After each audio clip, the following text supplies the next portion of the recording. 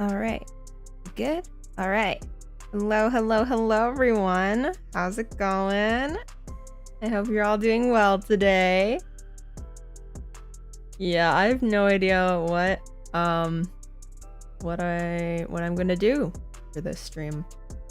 Considering I had all week to think about it, you think I would have come up with something by now, but yeah, so I don't know. This is just gonna be what it is. It may end in a few minutes. It may go on for hours. I really don't know. But yeah. So I guess just enjoy your time while it's happening here. Ay ay ay. Don't know if you can hear in the background. Hopefully my limiter whatever is cutting it out, but I think someone's taking a shower in like the other room, and like I can just hear like running water, and I'm like, is it raining outside? And I look out the window, I'm like, no it's not. No, it's not. What's happening? So. Hello, welcome. Stuff happens. Stuff is happening. What stuff that is?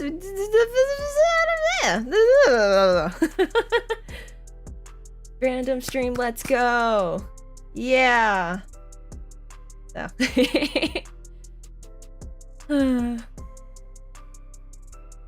Let me think. Well, before this, I went out for a walk. I've been trying to go on walks more lately, you know, like keep moving and active and stuff, you know. So that was nice. Nice to just kind of get out into the trails. It's very pretty out right now. There's all the leaves are falling, and it's all very autumny and like orangey red and stuff, and all the trees are like kind of, you know, looking like dead sticks everywhere, but you know, in a good way, but yeah, going on walks, it just gives me the best excuse to just, you know, listen to music and pretend to imagine music videos in my head.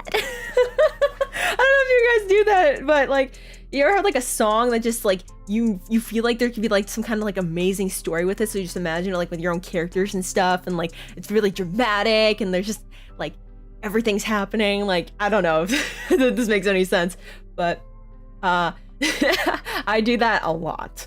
Like oh, what was I thinking about earlier? Was well, it was a bunch of like, you know, ARGONAVIS project songs, because, you know, obsessed. But in particular, Hibana Chiru. Okay, this song has been stuck in my head since they like released it early on Spotify and like, you know, other music streaming sites and whatever. Like, yo, that song is fire. It's literal fire. It's so good. And like, I knew like from the moment I heard it that this song had like music video potential, and then it turns out they, you know, they make a music video for it. It's like, oh, okay, okay, sure. And like, I low-key want to make like an MV for myself. Yeah, it's like, I'd love to cover that song. Like I mean, that's nothing new. I want to cover all the ARGONAVIS project songs. Like, yeah, I have no impulse control. I just want to cover all of them. But like that song in particular, like, has really been like, the brainworm has really been bad for it lately. So like, actually, what was it? Was it yesterday? Probably yesterday or 2 days ago or something. I got the lyrics pulled up, and thank God for kanji to kana converters, because I can't read kanji, so I got all the lyrics, and I copy pasted them into this converter, and I got basically the furigana for the lyrics, so I could read them out in hiragana, katakana sort of thing.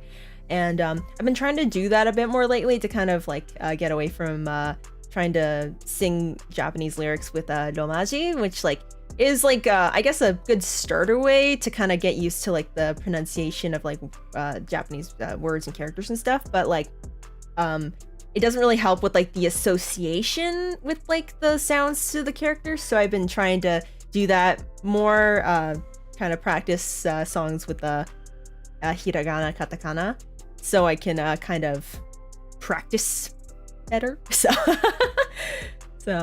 and also like I remember there was this one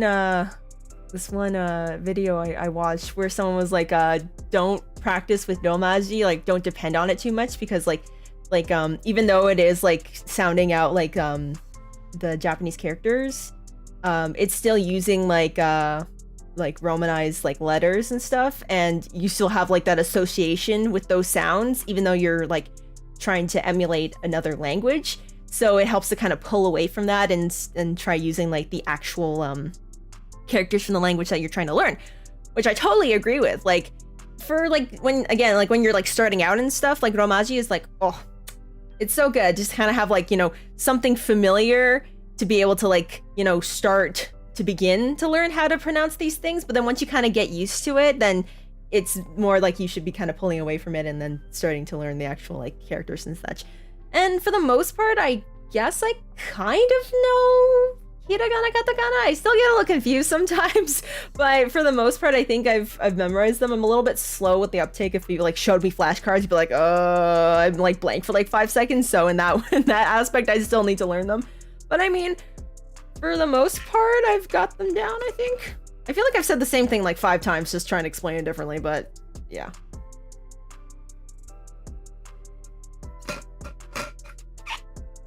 Yeah, like, don't you ever like listen to a song and then you can just imagine like stuff happening alongside it, like basically like you can imagine like an anime opening with that song, or just like some kind of like story progressing and like, you know, cut shots with like the main person singing or whatever, and then like there's just like, I don't know, it's just like you can imagine a story happening with it. I don't know else how to explain it, but it's just like a feeling. It's just like, it's like a gut feeling you have. You just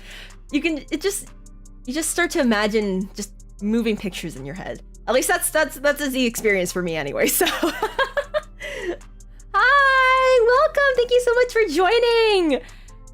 I really don't know what I'm doing this stream, but I'm glad you guys are here. I'm just kind of, you know, rambling about learning Japanese lyrics using furigana with hiragana and katakana, because I can't read kanji, so so yeah, I have all the hiragana katakana for hibana chiru, and oh my gosh, it's been such a blessing, because like for the last month and a bit I've been trying to learn it by ear, and it's so hard because like freaking Ogasawara Jin, oh, talented as hell, but holy crap, he sings so fast, and like he's kind of got like that like a stylized way of singing the way he does for like Narita, and like some of the words that he sings like aren't completely clear, so I'm like trying to hear it. I'm like, was that said this way or was that another thing? And I don't know, because I don't know the words. So so like I'm basically like Celine Dion trying to like emulate English, even though she's like she started out singing just in French and stuff. Like that's what my mom described it as one time, and I've never like forgot about it. I thought that was so funny.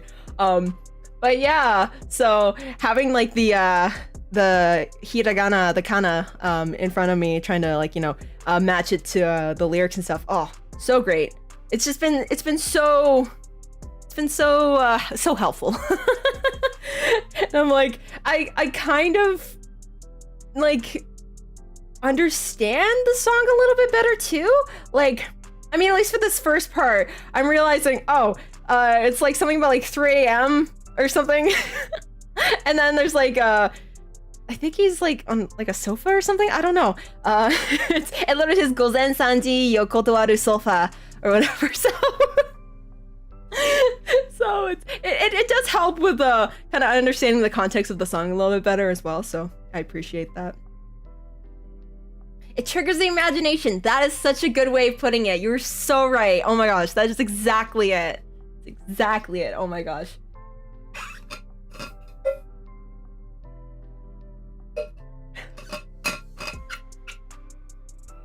Like, I cannot tell you how many times I've listened to like various ARGONAVIS project songs and thought, yeah, I can think of like a music video for this, like just kind of like, you know, imagining like shots in my head and stuff, and like, you know, like different effects and everything, and like basically what the cover music videos were before they got taken down, like essentially that in a way. Like that's what plays out through my head, or like literally any Vocaloid music video you've ever seen. Oh man.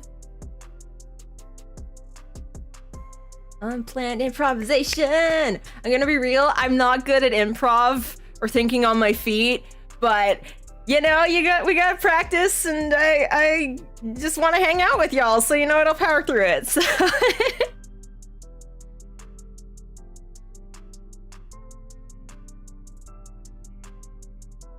Yeah, exactly. Like there are like some words in Japanese that like no matter what, you just have to read them like in Japanese, or like Japanese characters or whatever. If you tried reading them like in English, like whether it's like in Romaji or in like English translation, it just doesn't make sense, because like the cultural connotations of the language don't transfer over. Like there's just some things that just need to be written and read in Japanese, just because, you know, it's Japanese. That's how you're going to understand the context, is in Japanese. So that's what I've been learning as I've been like on this very long language learning journey, is that like when like, you know, you're learning the language, it's not so that you can understand it from an English perspective or from a perspective of your native language, but it's so you can understand Japanese from a Japanese perspective. And that's been really hard, because like, you know, trying to like shift like the mindsets, because like the cultural differences between, you know, I'm in Canada right now and Japan are vastly different. I mean, there are, you know, some similarities, like, you know, the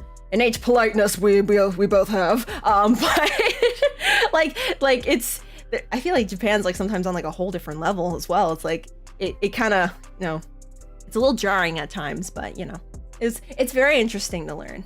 Very interesting.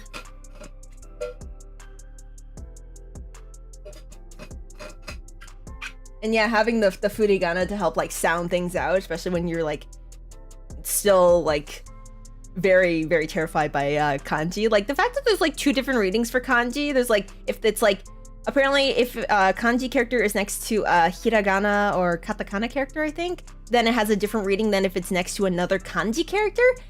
And it's like, oh, what? So it's like, if you only know like the one reading, and then you like see it in like a different way, then you have no idea how to read it, because it's supposed to be pronounced a different way, and you're like, huh? Like the best example I can think of is the kanji for kokoro. So that's the pronunciation if it's next to hiragana katakana character, but if it's next to another kanji character, I believe the pronunciation is like shinzo or like something like that. I can't remember exactly what it was. I haven't reviewed it in a while, but it's different than what it is if it's next to like a hiragana kanji katakana character, which is very interesting. I'm not exactly sure why that is. It's something I should probably look up, but you know, I think it's very interesting. Language is very interesting. It's a very intricate art form in itself, in the way that it like grows and adapts with like culture and society over the years and things. And yeah. What are my top 5 ARGONAVIS songs? Oh geez. That's a good question. I remember like forever ago, maybe it was last year or something. I think it was sometime last year, I did make a tier list with all like the current ARGONAVIS songs, but if you ask me now, I have no idea. I haven't even thought about it. Like, I do want to do a stream where I do like a tier list for like ARGONAVIS project songs, and maybe kind of like sort them out by band. But yeah, I don't know. I think that'd be really fun. Let me think. I don't know if I'd be able to order them, but I think at least for right now, my top 5 in no particular order would be Root of Love. Don't judge me. That song slaps. It is so good. Oh my gosh. So yeah, Root of Love, Quiet Dance. Let me look at the song list, because I forgot what I'm forgetting what all the other songs are. I'm such a bad fan. Let's see. Okay, so I have Root of Love, Quiet Dance, double A side. Again, don't come for me. I think Restart? I think I really like Restart. Restart's really good. And Ame Agari no Sakamichi. I think those right now are my top 5 favorite songs, which is a very like random bunch of songs, I think. They're just all over the place, but I don't know. I think ARGONAVIS has such a good discography of songs. They're just all so funky, but they all kind of have like that same encompassing theme of like struggles, but like there's like that hope at the end of the tunnel or whatever, the light at the end of the tunnel. I tried to say 2 different things at the same time. But yeah, I think all their songs are really neat, so I'm gonna listen to them any day of the week. Actually, that reminds me, when I first got Goal Line, I listened to that for pretty much like the rest of the year. I got it in March 7th of 2019, and I listened to it every single day until the end of 2019. Along with Starting Over Gift when that released too. Like, oh my gosh, I was so obsessed. Well, I was, as if I'm not, but like I was on a whole different level back in 2019. Oh my gosh. Yikes.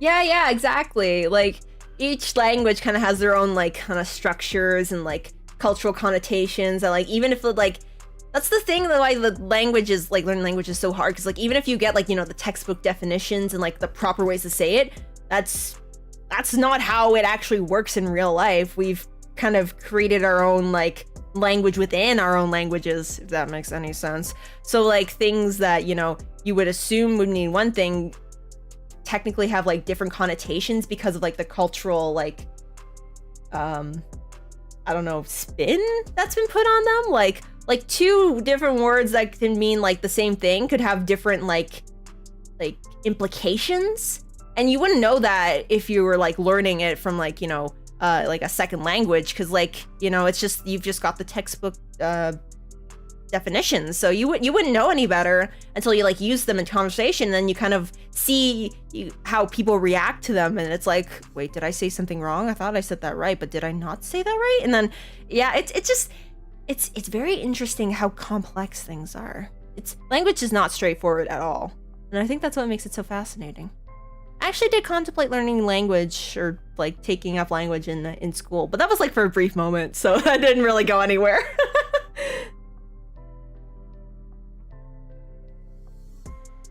Oh my gosh, like, as soon as I heard Root of Love and Double A side, I knew I was gonna love the song, but then the full song, the piano part in the middle, oh my god, so good. So good, oh my gosh. Again, another song I want to cover at some point. Just, oh my gosh, oh, so good. Like ARGONAVIS has been, you know, like pretty like clean cut and like pretty like, you know, wholesome and stuff, so just kind of, you know, slide in a little bit of sexy, you know. Just a little, as a treat. Oh my gosh, I can't believe I just said that. But yeah, it's like a huge like genre shift for them, and I'm loving it. Like, they should do more jazz. Jazz Go Novice for the win, please? Please? Oh man.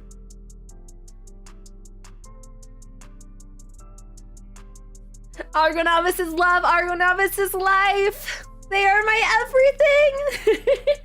Like, I don't think I've ever loved a group of anime boys and, you know, a group of voice actors, seiyus, than I have ARGONAVIS, and it's a whole different feeling for me. Like, I mean, I've had like, you know, my interests in the past and stuff, you know, like Carpe Vanguard, Utano Prinsima, Love Live, other things that have kind of, you know, been fleeting here and there and stuff. Hakanai. Including Bandori, Girls Band Party. But I don't know, I feel like there's just something special about ARGONAVIS that just really, really resonated with me in a way that I can't really quite put my finger on. But I can't put my wallet on it, so they just mean everything to me. They're very, very special to me. So yeah, I'm whoever it was that retweeted the goal line PV from when they revealed the characters. Whoever did that in 2018, thank you. I owe you my life. Because without that, I maybe wouldn't have stumbled upon them again and wouldn't have looked into them more. Because the thing was, like, when I first heard about ARGONAVIS, it was actually when the project was first announced, and everybody was complaining about there being guys in Bang Dream, and then I saw people complaining. I was like, why are they gonna add guys to Girls Band Party? And I'm just sitting here thinking, they're not. It's Girls Band Party. Of course they're not gonna add guys. Like, I mean, like, I don't know if people were just complaining to complain or whatever, but like, I was just sitting here thinking, this is so dumb. Like, it's it's literally like another side M situation. They're not gonna like put all like the characters in the same universe, though they should. They're gonna have like, you know, a separate branch for them. Like, it made me so just. I was like, okay, whatever. I don't care anymore. I'm just gonna like get away from this whole situation as soon as possible. And then I just didn't really think about it until literally in December of 2018. And what was it? I remember I was on my way to see some of my friends from my old university, because I transferred universities halfway through my program. So I ended up at a university that was like a few hours away from where they were still at. So I went to go see them after I did all my exams and stuff. That was actually a few days after December 10th, which is also my birthday, which is coming up soon. Ugh, gross. But yeah, so I went to go visit them, and I was just like, you know, hanging out with them, you know, talking about stuff, catching up, whatever. And I'm just kind of scrolling through my feed as I go, and then I see someone has retweeted this PV of, like, you know, of Goal Line, which I didn't really realize at the time. So I was like, this looks kind of interesting. I just kind of clicked on it, put my earbud in just ever so slightly, just, you know, see what was going on. And then, you know, Goal Line plays, and I was like, oh, well, this is actually kind of good. So then I go to Twitter, and I look through it or whatever, and I'm like, okay, I'll give it a follow. And then I go to the YouTube channel, okay, yeah, I'll subscribe. And I watched the Goal Line PV again. And then I showed my friends, I'm like, hey, this is pretty cool. And then I remembered, like, oh, this is like the guys' side of Bang Dream that I heard about all those months ago. And then I started talking about that with them. And then from there on, I was like, you know what? I'm going to support these guys. Like, I wasn't like a full-fledged, like, you know, they're my everything, I love them. I was like, you know, these guys are pretty cool. I think they deserve a chance. I don't think they deserve to be, you know, like, blown up before you'd even see what they do. Like, they're literally just, you know, like, appeared in May. So, like, I think they should be given a chance. So then I decided afterwards, like, you know, their first single was coming out, and I'm like, you know what? I like the main song, and I'll probably like the other songs that are on there too, on the CD. You know what? Sure, why not? I'll just buy it. Why not? I couldn't get the regular edition. It was sold out. Props to them. So I ended up just getting the Blu-ray limited edition, because it wasn't that much more expensive. I'm like, you know what? Sure, we'll just take my money, Bushiroad. You've already taken all my money with Cardfight Vanguard stuff. You know what? Let's keep the tradition going. So then a couple weeks go by, and it's March 7th, and I have to go out and do some shopping errands anyways. So I go out, I pick up the package, I go pick up an Android. I pre-ordered for my birthday, but then it didn't come until then. So very late birthday present. Picked up some other stuff, and came back to my place, unloaded everything. Looked at the Goal Line CD. I thought it was like super cool. I liked the art. I loved all the blue. And then I also looked at the photo card that came with it, because like each CD came with like a promo, like an extra like photo card or whatever of one of the members. And lo and behold, I got Hashimoto Shohei. So I was like, oh my gosh, that's so cool. Like, this guy looks like, I thought he like. I remember thinking from when I saw like the initial PV, I was like, that guy's cute. I like that guy. Why does he look so familiar? And I'll get to that in a second. So I unloaded all my stuff, and I took out my my external CD hard drive, because my good old MacBook at the time did not have a CD drive, rest in peace. So I plugged that in, popped the CD in, started playing it. No, this was around 3 p.m. when I got back and started playing the CD. I played it, I let it loop until midnight. I played that single for 9 hours straight without a break. Not a single break to be held. I just let it go. And I was so into it. Like, obviously, I really like Golan. And then hearing like the rest of Golan was so cool. And then you say you came in, I was like, whoa, what is this? It was just like so like sparkly and magical, but also kind of melancholic, and like the piano in the middle, like, oh my gosh, the piano in the middle is just so good, so good. And then Aina Uta comes on, and I was, oh my gosh. When I tell you, Aina Uta was actually my favorite song from the Goldline single. I will stand by that. Aina Uta is so good. It's so good. It's just so cute. Like, if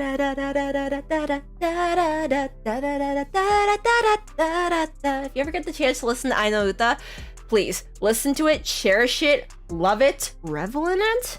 It's so cute. It's so fun. And like it gets such a good like range of Masa's voice. Like it goes like really like kind of like in his lower kind of like tenor bass-ish kind of area, and then it kind of goes like an octave like up. Like he literally does like an octave change. That's insane. That's so good.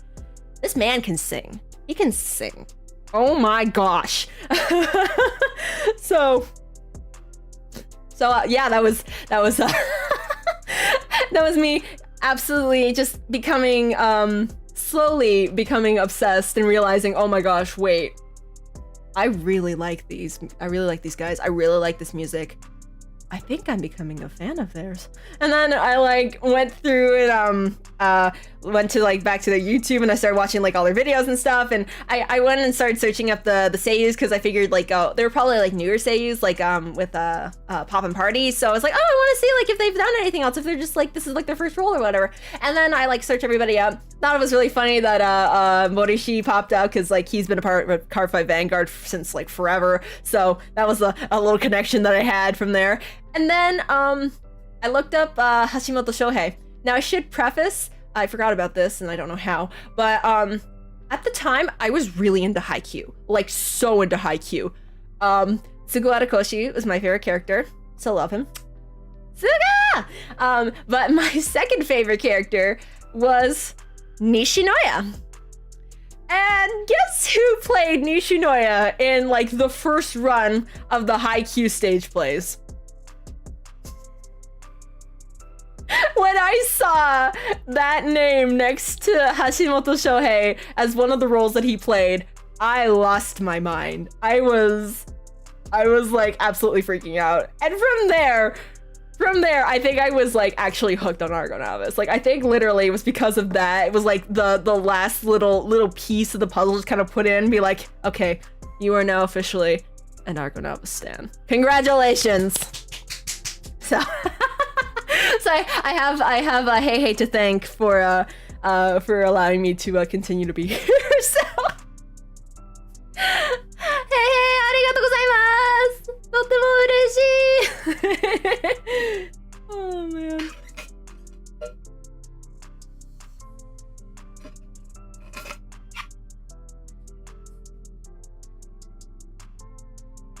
Alright, I'm just gonna catch up on the chat. I got so into my storytelling, I completely forgot to look at y'all commenting.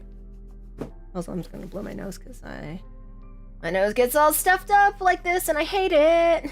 Give me a sec.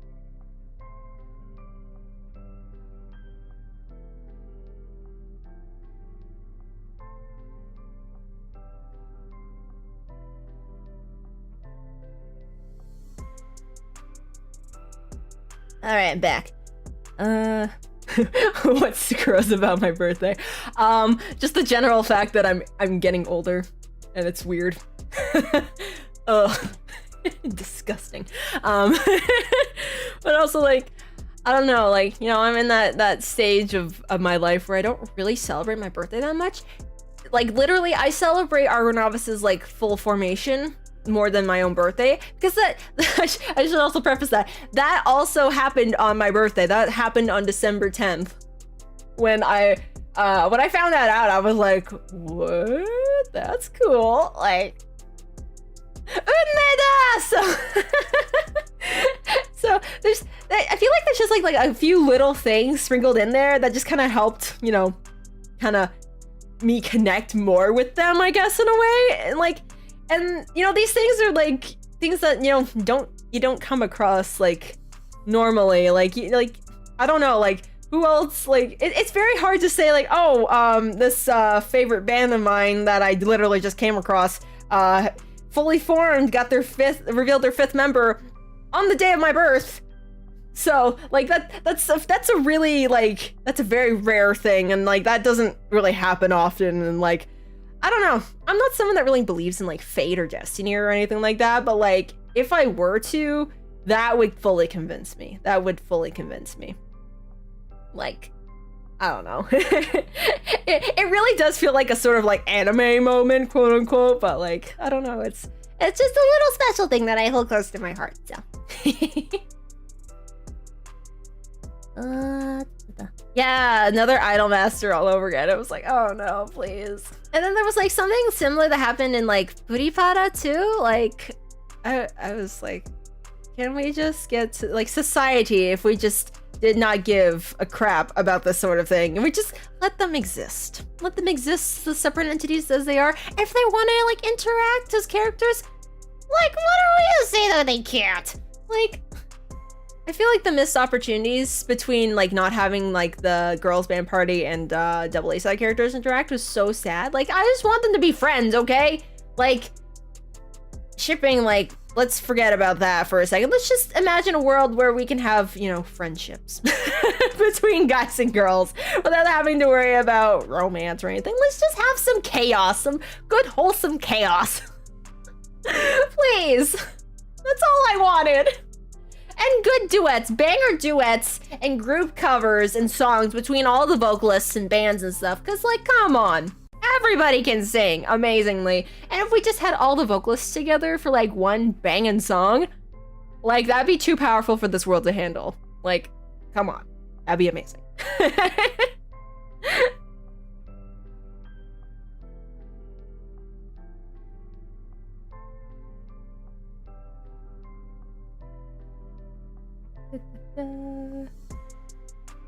Yes, goal line, Aina Uta, the whole goal line single, just bangers all around. Oh my gosh. So good, so good. Oh my gosh. I can't believe it's almost been 2 years since that happened. Like, that was a fever dream in and of itself. Also, the fact that like that radio segment, radio line broadcasted on my birthday, like, come on. Like, what are the chances of that? Like, like, oh man. I was just, I still listen back to it and I'm just like, how is that real? How is that real? I don't think that's real. Did that really happen? I don't think so. I think I just dreamed that up and then oh my god. Like, I don't know. Just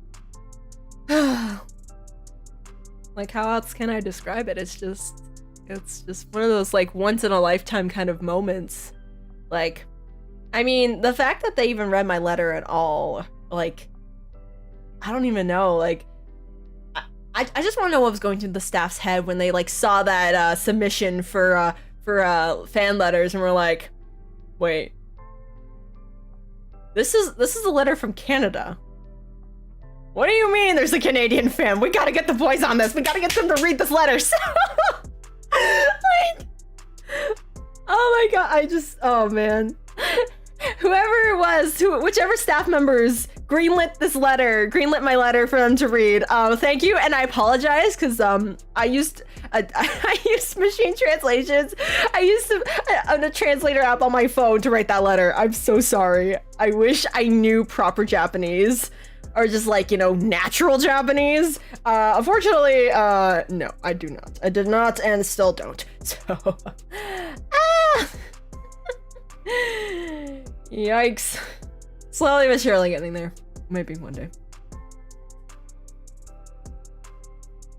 Yeah, right? Argo Poppy Puss song, please. Let's have the Star Girls and the Star Boys together to make an amazing song. Like, come on. Come on! That'd be so cool. I would absolutely love that. Again, it would be legendary. But not Rosalia's legendary. That's a whole different song.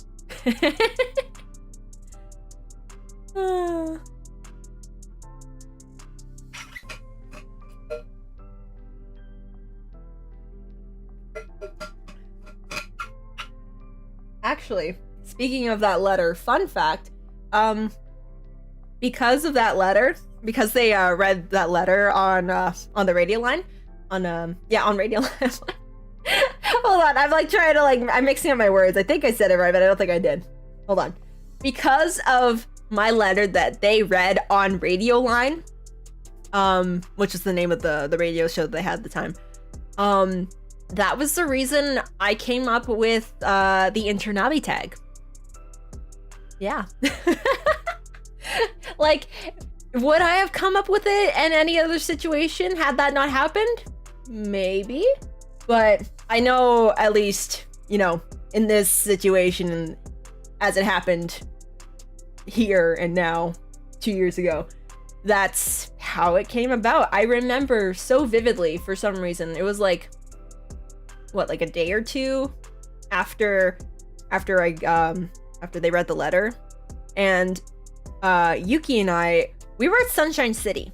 We were just at Sunshine City shopping around and looking at a bunch of different things, and we ended up in this like one like department store-esque place or whatever, and it just had a bunch of like different little places, like, you know, like there's like bedding and fabrics and other like random things and stuff, and we ended up in like this one area that had like a bunch of like little trinkets and stuff, and I saw there was like one kind of like one of those like revolving shelves or like stands or whatever that had like a bunch of like different patches of flags from countries all across the world, and I saw the Canadian flag one, and I was just thinking, wow, they like Ito Masahiro, Hyuga Daisuke, Maeda Seiji, and Ogasawara Jin know that they have a fan in Canada and that she's a huge meme. So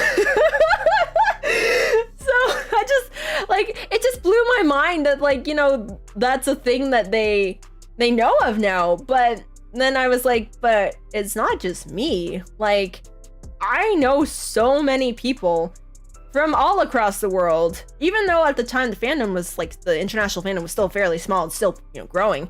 Like, there were so many people all across the world that like absolutely love the ARGONAVIS project. Like, it's not just me, like, it's so many people.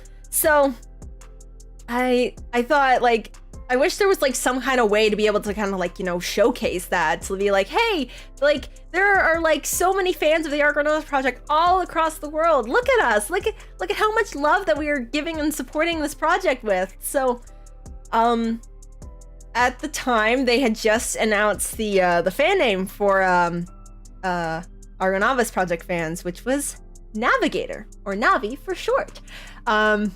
Which they got like a bunch of like different suggestions over like the weeks coming up to second live, and they read some of the submissions over on the radio show. I submitted navigators, plural, so so I'd like to think that I had some kind of contribution to that. So so I was like, okay, navigators, Navi, how can I spin that in like an international fan way? Like, international navigators, Internavi, there we go. So yeah, that's how that happened. It initially started as like an intro tag for international fans. We're like, hey, we'll list, like, you know, our names, our favorite characters, where in the world we're from, and blah blah blah, that sort of thing. And then I was like, hey, it doesn't have to just be an intro tag. We can just put whatever the heck we want in here. Like, if it's anything related to like the like the fandom, like any like, you know, artwork or theories or any other things, like we're just, you know, as fans that we want to put in here, you know, why not? Sure, totally. And you know, I wasn't expecting it to stick like at all. I thought, you know, people would kind of use it for a day or two and then it would just kind of, you know, fade off, you know, as tags usually do for the most part. The fact that people like that, fans that don't know me and I don't know them, like that we have no like knowledge of our existence, are like using the tag on a daily basis still. It blows me away. It completely blows me away. I have literally no idea how it, you know, came to be like this. Even to the point that like official Twitter accounts have used it. Like not like the official project Twitters. If they ever did, I would just die. Like straight up, I would just die. I would pass away. But Animate USA has used the Internavi tag a couple times. Comic Bushi Web has used the Internavi tag once. Was there anybody else? I can't remember. But like, yeah, it was weird. It was very wild seeing those tweets. I was like, excuse me, what? Are you sure? Oh my gosh.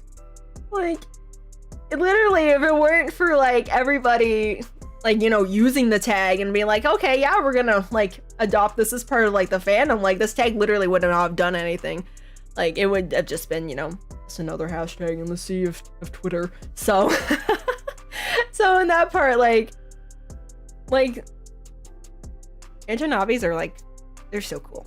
Y'all are so cool. Everybody's so cool. I'm so happy to be part of this fandom with all y'all. You guys are so fucking cool. Sorry, I didn't mean to swear. I just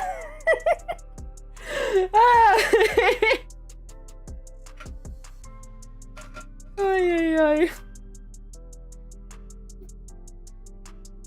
Almost choking on my water here. Can't drop me. Oh yeah, I was like, what else have I heard them say Internavi? On freaking Navigator Radio, Ogasawa Jin literally said Internavi. It's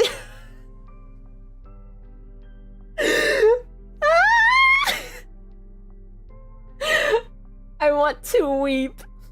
Which staff member was insisted that they read a letter from an Internavi? Like, he literally said that, you know, like quotations, being like, this is like what specifically they said to do. Who was it? What staff member was that? I want to give you a hug. Or like, a very good handshake. Like, I don't understand. Like, thank you, but also what?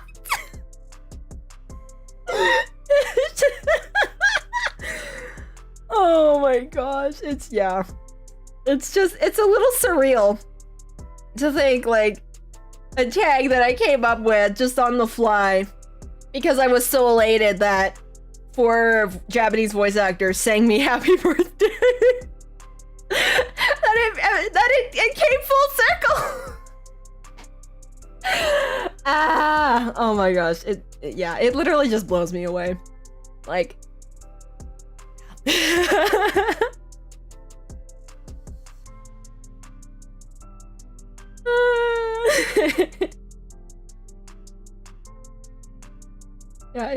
it's kind of weird to think that, like, you know, I'm just here, you know, being like a silly fan, just, you know, screaming and being opinionated and stuff. And then, you know, that actually having some sort of like real world impact on the thing that I'm a fan of. Like, even no matter how like big or small it is, the fact that it had any impact at all is just like, it's a little baffling in a good way. I mean, like, I don't know. I've never really felt like someone who's been able to have like an impact on like, you know, on much outside of like, you know, my own life and like people that are, I guess, close to me in my own circle. So like, it's you know, kind of surreal. So I think it's really cool that I've been able to, you know, kind of start these things and have everybody, you know, help me in continuing them. So, yay! ARGONAVIS cycle. Oh my gosh, it's your birthday? Wait, hold on. Have you left yet? I want to sing you happy birthday. Hold on. Okay, hold on. All right, guys, we're gonna celebrate Jared's birthday before he leaves. Hopefully he's still here. Okay, I'm gonna sing happy birthday real quick. Okay. Happy birthday to you. Happy birthday to you. Happy birthday, dear Jared. Happy birthday to you. Yay! Happy birthday! I hope you have a splendid day. Thank you for popping by. Yay! See, when I celebrate other people's birthdays, I'm like, yeah, let's go. When I celebrate my own birthday, I'm like, no.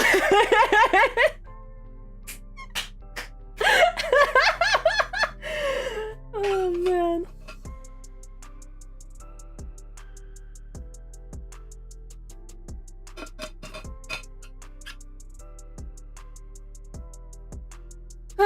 So, yeah.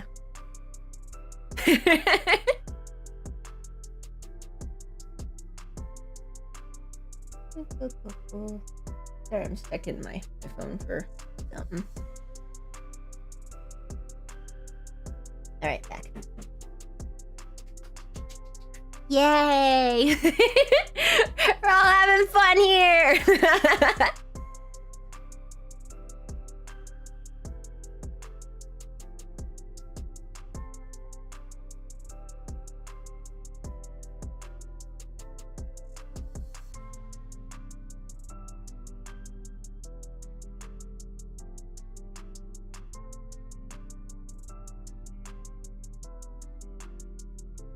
Sorry, I'm just smiling like an idiot right now. I don't know what to say. I'm just really happy. This is so fun.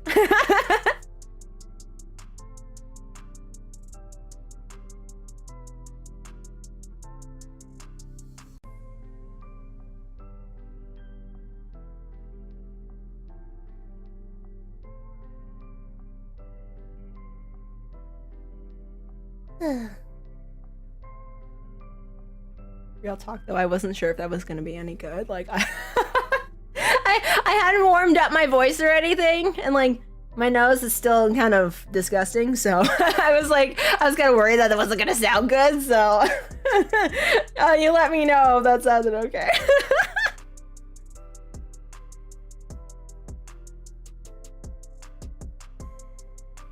Ooh, Supreme Court cases. I wish you the best of luck with that. That sounds very complicated, but I know you can do it. I believe in you. Bye. Okay, hold on. I'm just gonna blow my nose again. Be right back.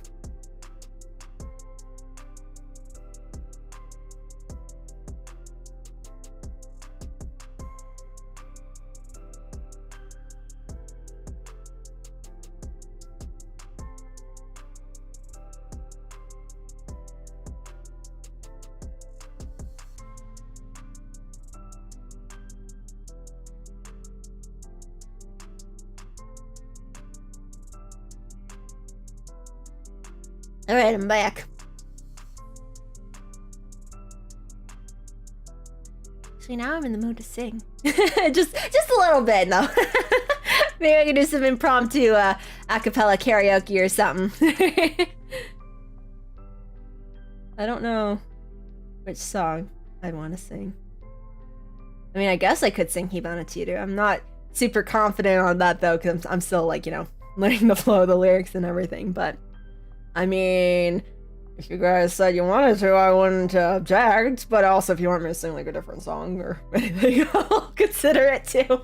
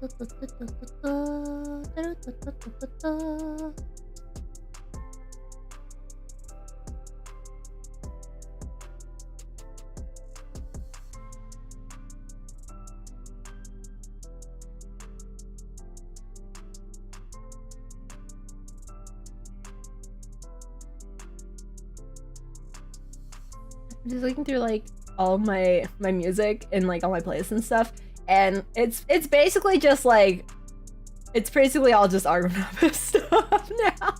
My music taste has just like devolved into ARGONAVIS, and then like a little bit of like Mariana's Trench and some other miscellaneous songs. I really need to expand my music taste for real. Actually, I'm wondering what my Spotify 2021 what is it called? Like wow, what is it called? When like they have like the thing where it's like it tallies up like all of the songs that you've listened to over the year and stuff. Hold on, I gotta look this up. It's gonna bother me.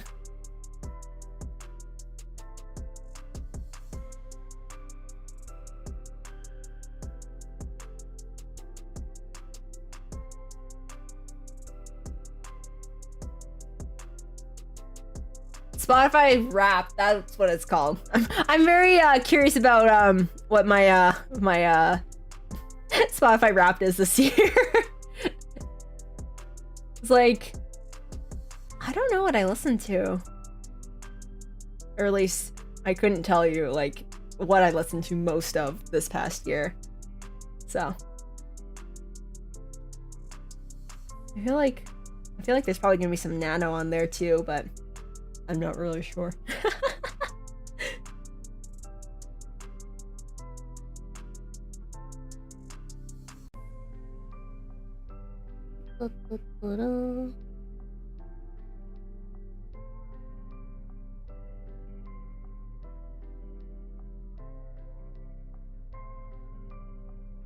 Ooh. Oh, excuse me.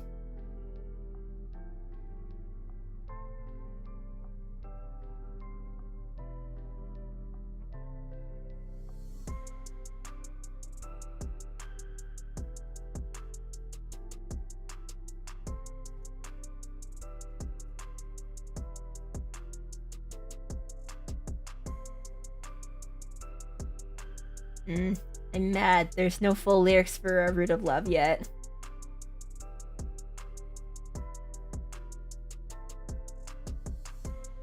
I didn't pre-order the the CD just because like at the time I didn't have any money, so like I was like, okay, I gotta save. I can't be spending money right now, so I wasn't able to get Kito Bokuro wa Hibanachiru in like a physical copy. So maybe I will later, because I need to keep building up my collection. That's the thing that I've started to do. But yeah, if I were to get them, I don't know if I would just get like the regular edition, or if I'd like splurge for if I'd splurge for both Blu-ray discs. That'd be very expensive. But I've also been like stupidly going on a Blu-ray collection ever since I got Coline limited edition, like an idiot. So good job, me. You did well. Oh man.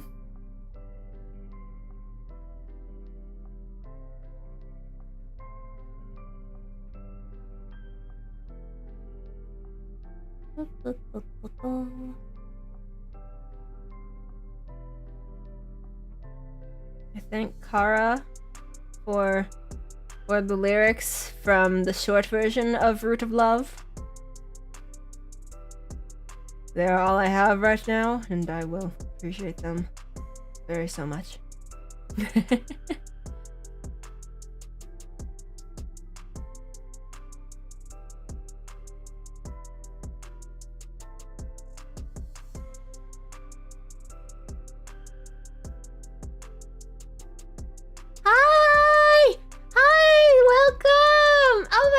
Thanks for joining! Yay!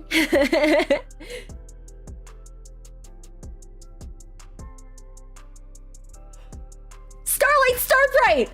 Starlight Starbright! Oh my gosh! Yo, okay, so, oh my gosh, that just reminded me. So this was like sometime last year, I think. I was kind of going on like a nano kick, because like, someone had, put, oh, what was that song called? Hold on, I need to remember the name of the song. My memory is so bad lately. It's like, ugh, it pains me. What is it called? What was it called? Never Ever Land. Someone put Never Ever Land on my timeline, and I was like curious, and I listened to it, and I was like, wow, this is really good. I gotta listen to more Nano stuff. I haven't listened to Nano in years. So, I went and I searched for more Nano stuff, and I came across Starlight Starbright, and then like the intro happens for the music video, and I was just like, wait a minute. Wait a minute. And then I took a screenshot. I'm like, is this Hashimoto Shinichi? Is that Shinichi? Is he in this music video? And then like a few people confirmed, like, yes, that's him. That's totally him. Like, someone sent me a tweet from like back in like 2018, I think, or 2017, 2018, of when he like it was on the set for the shoe and stuff, and I was like, oh my gosh, my interests have intersected once again. This is so strange. Like, yeah, he looks so cool. Like, he was like the lead singer of their band. Can't tell. Like, oh my gosh. Oh, that's so cool. That's so cool. Like, I've been really hoping that Gyroxia covers like a Nano song. Like, I feel like Inside My Core would be such a like a gyro song. Like, it would just be so good. Like, come on, please, please, please, I beg, any of the bands cover a Nano song, please. Oh my gosh, that music video was pain. It was so much pain. I made a joke that was like, wow, like Hashimoto characters really can't catch a break getting hit by vehicles. That was such an awful joke though.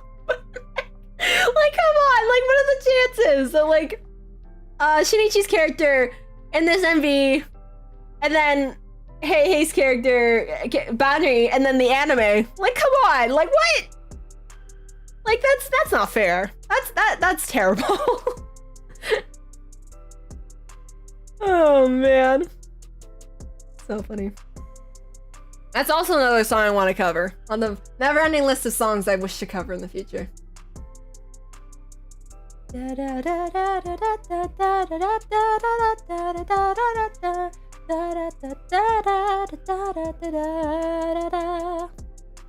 It's such a good song.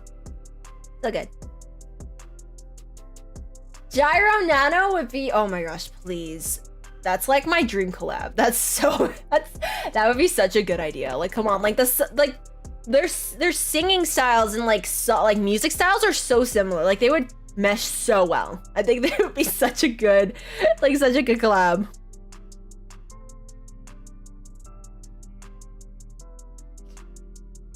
Yes, I know it was a terrible joke, okay? But like, come on, it's right there. Like, the similarities are right there. Like, how could I not notice it? I know, it's awful. I'm sorry. Oh, jeez.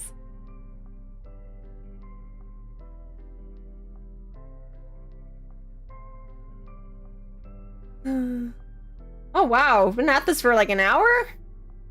How did that happen? Well, there we go. Looks like I can talk for an hour. As long as it's about ARGONAVIS. If I wasn't allowed to talk about ARGONAVIS, I don't think I'd be able to talk for as long. Which is kind of sad.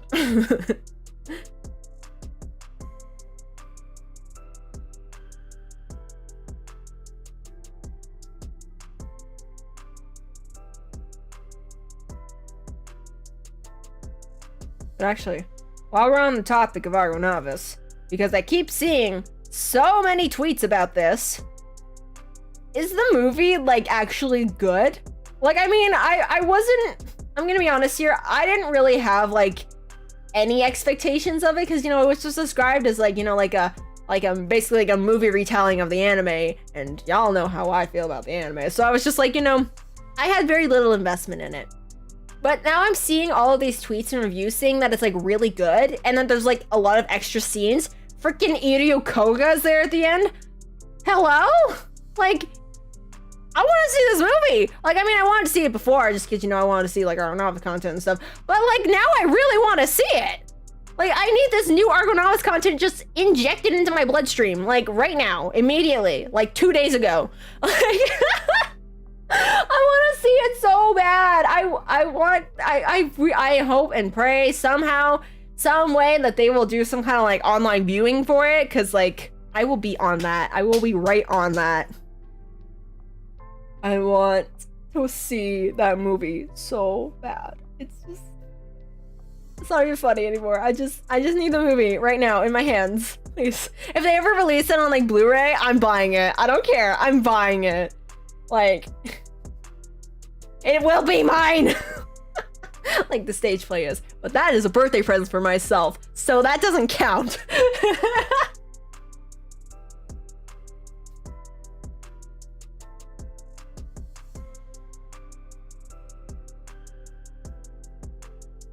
Oh.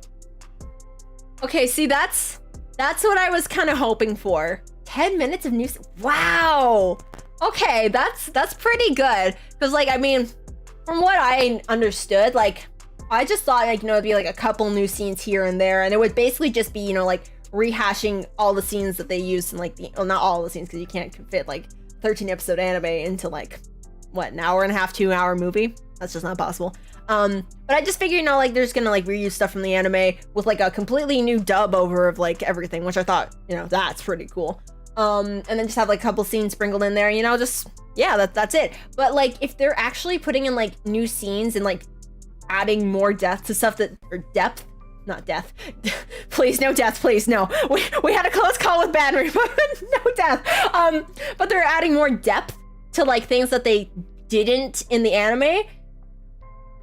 I don't want to get my hopes up because, you know, obviously I haven't seen it and I don't want to like, you know, like set myself up for more disappointment. But like, if that's the case, that might actually remedy the anime for me a little bit. Because like, I feel like if I had my thoughts all coherent and listed out and stuff, I could like go on a whole spiel about like my shortcomings with like the anime and how like it just felt like a, I don't want to say a cop-out, but it just felt like they didn't expand on a lot of things, and it just felt like they introduced a lot of things with very little or very shallow development and outcomes for them, and it just felt kind of like ARGONAVIS got cheated a little bit. Because I mean, like, Gyroaxia, you know, is like is introduced like, you know, like a rival band, and they're like supporting characters technically, and they have a light novel that like basically like outlines their like formation. ARGONAVIS has 3 episodes, and I guess technically the voice dramas, but like there's like really no timeline for those, even though they're supposed to technically be part of the timeline. They don't like try to reference them in any way, shape, or form, so it feels like they're just kind of floating there in like the void. So it really only feels like ARGONAVIS got 3 episodes for like band development, and then whatever narrative they tried to push with Argo Gyro rivalry, which I personally wasn't really a fan of. And in that case, in that point, I don't really think it can be remedied for me. But like, if they're able to like, you know, like develop ARGONAVIS and even Gyroaxia to extend a bit more in those respects that like kind of felt like cheated out on a bit, then like that's you know, that would really help the anime's case for me. Though I think overall the anime can really never really fully be redeemed for me, just because there were so many little things about it that just like it just didn't do it for me, and it just got worse as the season went on. I feel so bad for saying that, because I was so excited. I was so excited for this anime, but it just like, it had so much potential, but it didn't expand on that potential. It just kind of put things there and then just kind of pushed past it. Like, it wasn't even plot heavy. It was just plot forward. That's the best way I can describe this anime. It was so plot forward that the plot points itself got swept up in how fast paced it was. And that's really disappointing for me, because it just felt like everything breezed by without literally anything happening. But so many things were actually happening that no one was able to really catch. It was just like, what? Like, someone would mention something offhand, and then you'd, like, you know, forget about it because there's like other things going on, and then it becomes like a central plot point. You're thinking, wait, was this mentioned at all? What? It just made me so mad. It was like, you could have, like, I don't know, whatever was going on in like the writing room and stuff for this anime, like, obviously it couldn't be helped. It was like, it's a 13 episode anime. They were trying to get, like, you know, the plot up to where the point that like double A side would be happening. It is what it is. I can respect it in that stance, but I can't help but be disappointed. Like, that won't stop me from being disappointed about it. So, yeah.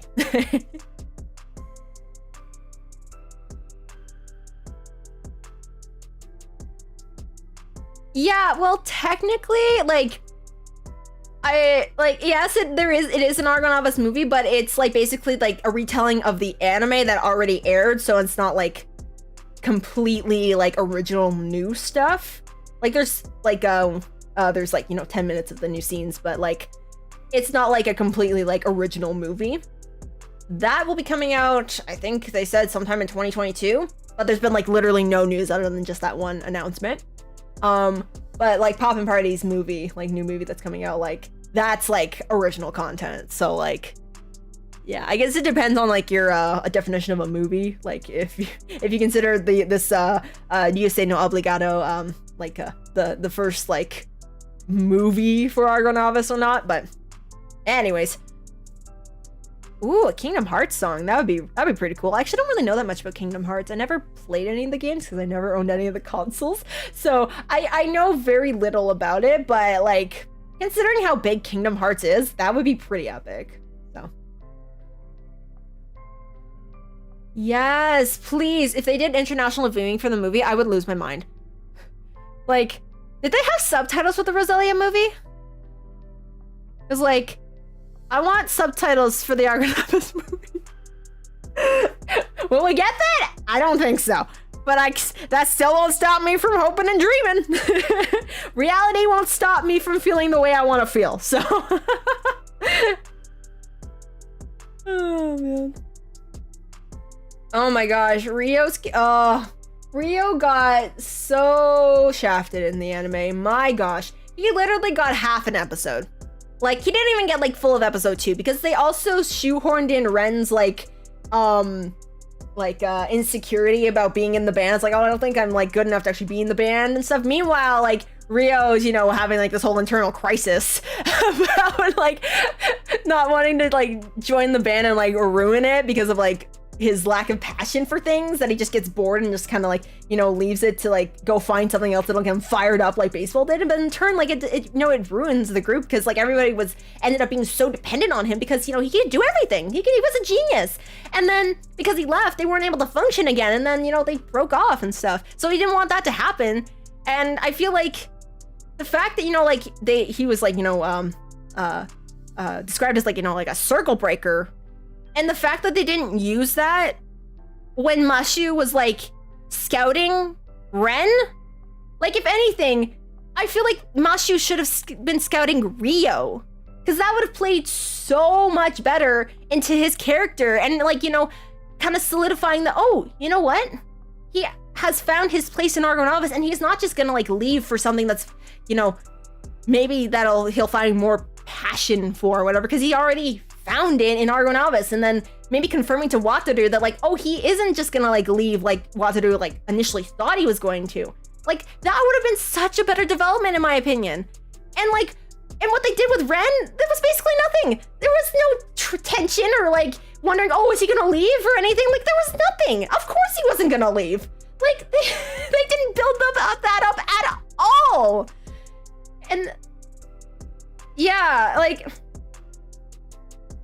I don't know what's worse, having like one of the main characters have no development, or having the main character have so much screen time but have literally no development. Like, I'm sorry. I love Ren. He is my favorite character. He's my best boy in the entire project. But the way that the anime portrayed him, it did him dirty. It did him so dirty. I'm sorry. Like, it just didn't do anything for him. Like, his development, if you can even call it that, basically happened in like the first 2 or 3 episodes. And then nothing changed afterwards. He was this, you know, like go-getter, kind of like sort of like, I wouldn't say extroverted, but he was very like forward. Like, he was like, you know, able to like, you know, very like use his passion, be like, hey, I want to do this sort of thing. And like, I guess in a way that like that is, you know, like it connects with this character and stuff. But like, it totally bypassed the whole like notion that this guy has never had friends. He hasn't had friends for like the first 18 years of his life. And now he's like suddenly in this group of very extroverted, like very energetic, very kind of wacky kind of people. And there's no awkwardness when it comes to like, you know, trying to like interact with them. He gets used to ARGONAVIS so easily. And it just makes me think like, I wanted to see him adjust to ARGONAVIS, you know, kind of being like, you know, awkwardly trying to like interject and stuff with his ideas and what he wants to do. And like, you know, slowly kind of getting to know them, not just, you know, as band members, but as friends. And that doesn't happen. And that just made me really sad because that's one of like the core components of his character. And I feel like they really missed out on that. So, yeah. And like also the fact that, you know, like he's a loner. He doesn't like, just because like, you know, his like situation of, you know, like not having friends, like he doesn't, like he initially doesn't understand the concept of, you know, like doing stuff for other people. He does things for himself because that's all he's ever had. So like when this whole Mashu thing came up, and like at this point, I really didn't feel like ARGONAVIS had developed really that much as a band at all. I felt like there should have been some conflict in like, but in Ren to be like, okay, wait, this is going towards the goal that I want to like, you know, get towards. This is gonna get me closer to that feeling that I experienced all those years ago when I was a kid. But like, then there would also kind of be that sort of thing like, but wait, there's also that feeling, I've also experienced that feeling with ARGONAVIS. But what's the right path? I really feel like they should have delved into more of an internal conflict with Ren, but instead they just made him, oh, you know, he's found his people, he's 100% with his friends, and he's never gonna betray them, like that kind of thing. Like that's totally a, like, you know, a tropey thing, and like, I don't put it past animes for doing that, but it really felt like they put like that kind of like, you know, super cliche trope in an anime that didn't have that kind of vibe at all. And it just didn't work. It just felt like it was a cop-out. That felt like a cop-out. And then it like segued into like Banri's whole thing too. They just mushed so many plot points together that none of them got any proper development, and it just felt like they were all shallowly, you know, resolved. So, yeah. I didn't realize I'd be like going off like this. I'm sorry to anyone who like really likes the anime. If you love the anime, that is okay.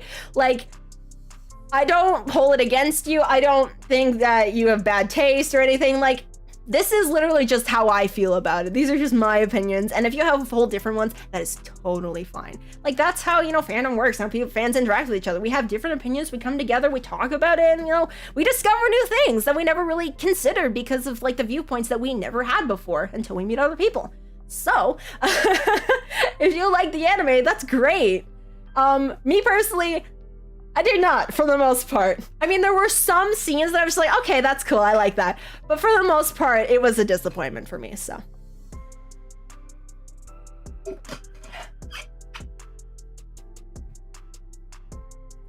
Justice for Rio! Justice for Rio! He deserves it! Oh my gosh.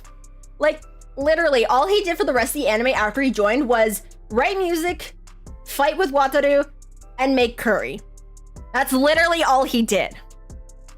And it makes me furious. Because he is like, in my opinion, he is probably the most interesting character in all of ARGONAVIS. Like, don't get me wrong, I love all of ARGONAVIS. Everyone is very interesting. But Rio has just so many like intricate little details about him that just never get explained. They're just, you know, he's just there. And, you know, like, he's just, you know, passed off, you know, like, this genius that can, like, do anything. But he's got so many internal conflicts and so many, like, you know, downfalls about his personality that, like, it makes you wonder, like, why haven't they ever expanded on it? Because there's just so much interesting stuff about him. Like, the fact that, you know, like, he's a genius, he can do, you know, anything. But when he hits a roadblock, he wants to quit immediately. And, like, in a way that it almost shows, like, a sort of, like, immaturity about him. And I want them to expand on that. Like, they kind of did in, like, one of, like, the extra band stories. And maybe a little bit with Quiet Dance. Was that Quiet Dance? I can't remember. It was something. Like, there, I know at least in, like, one of the extra band stories, they kind of delve in on that. But I want to see them expand on that more. And I want to see them kind of poke at that, like, that idea that, like, maybe he hasn't found, like, that thing that gets him just as passionate as baseball. Like, I mean, like, obviously ARGONAVIS is, like, a family and a home for him and stuff. But, like, I want there to be, like, planted some doubt into his mind that maybe he actually isn't using, like, his full potential. He hasn't found, like, his actual place yet. And, like, you know, I don't know, like, contemplate maybe breaking off with ARGONAVIS or something. I don't know. Or like, you know, hit a roadblock that's so bad that he doesn't think that he can actually recover. So, yeah.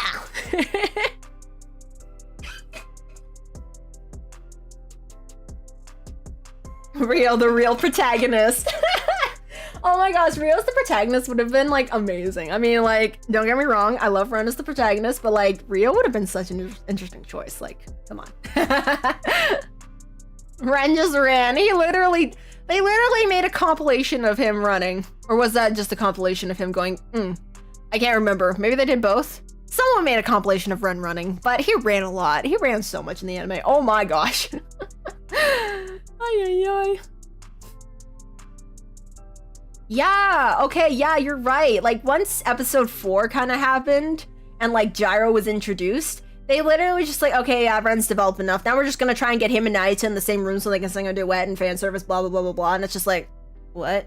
Like, they're not even gonna, like, develop their rivalry at all. They're just gonna be like, hey, this guy is kind of impressed by your singing. You like his singing already. Boom, there we go. It's like, what? What? Like, okay. This is one of the really big issues for me when it comes to, like, the Gyro Argo rivalry or whatever.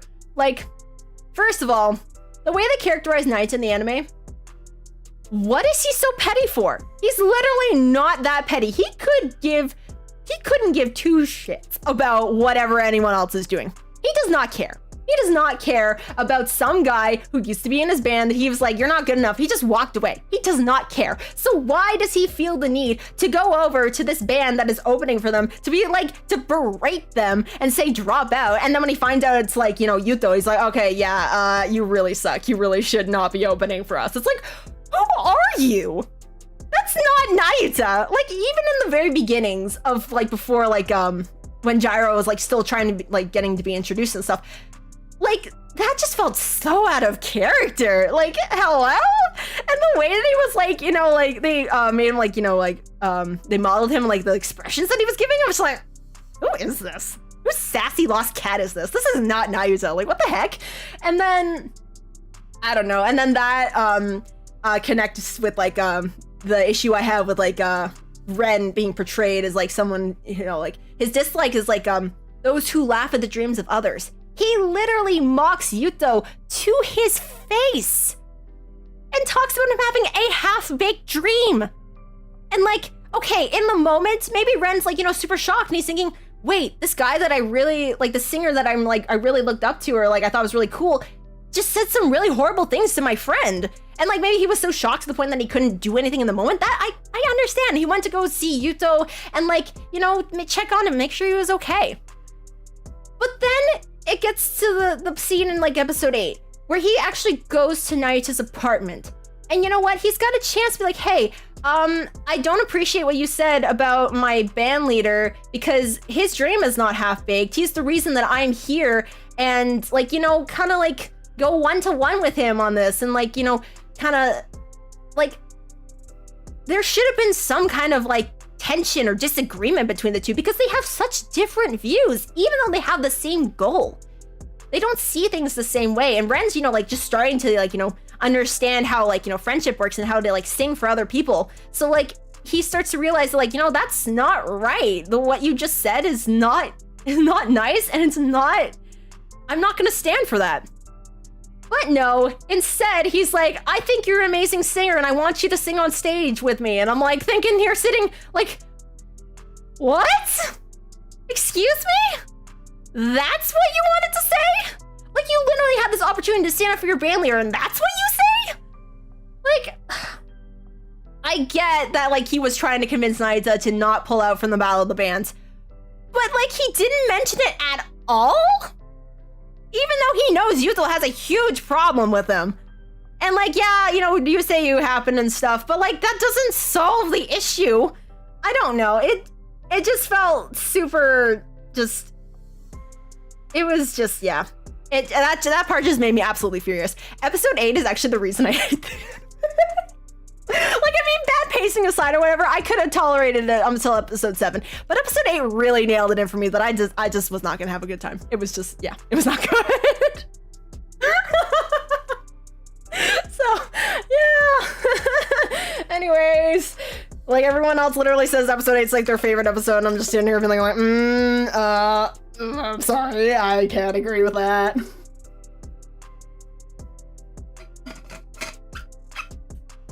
Yeah.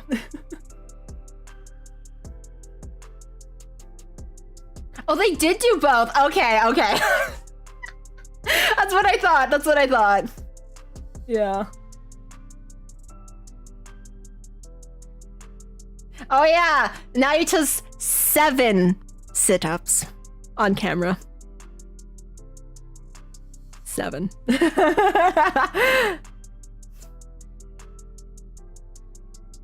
Yeah, it still is. Like, if you look on like the movie website and you look at Ren's character profile, it's still there. That's still one of his dislikes, along with like sashimi.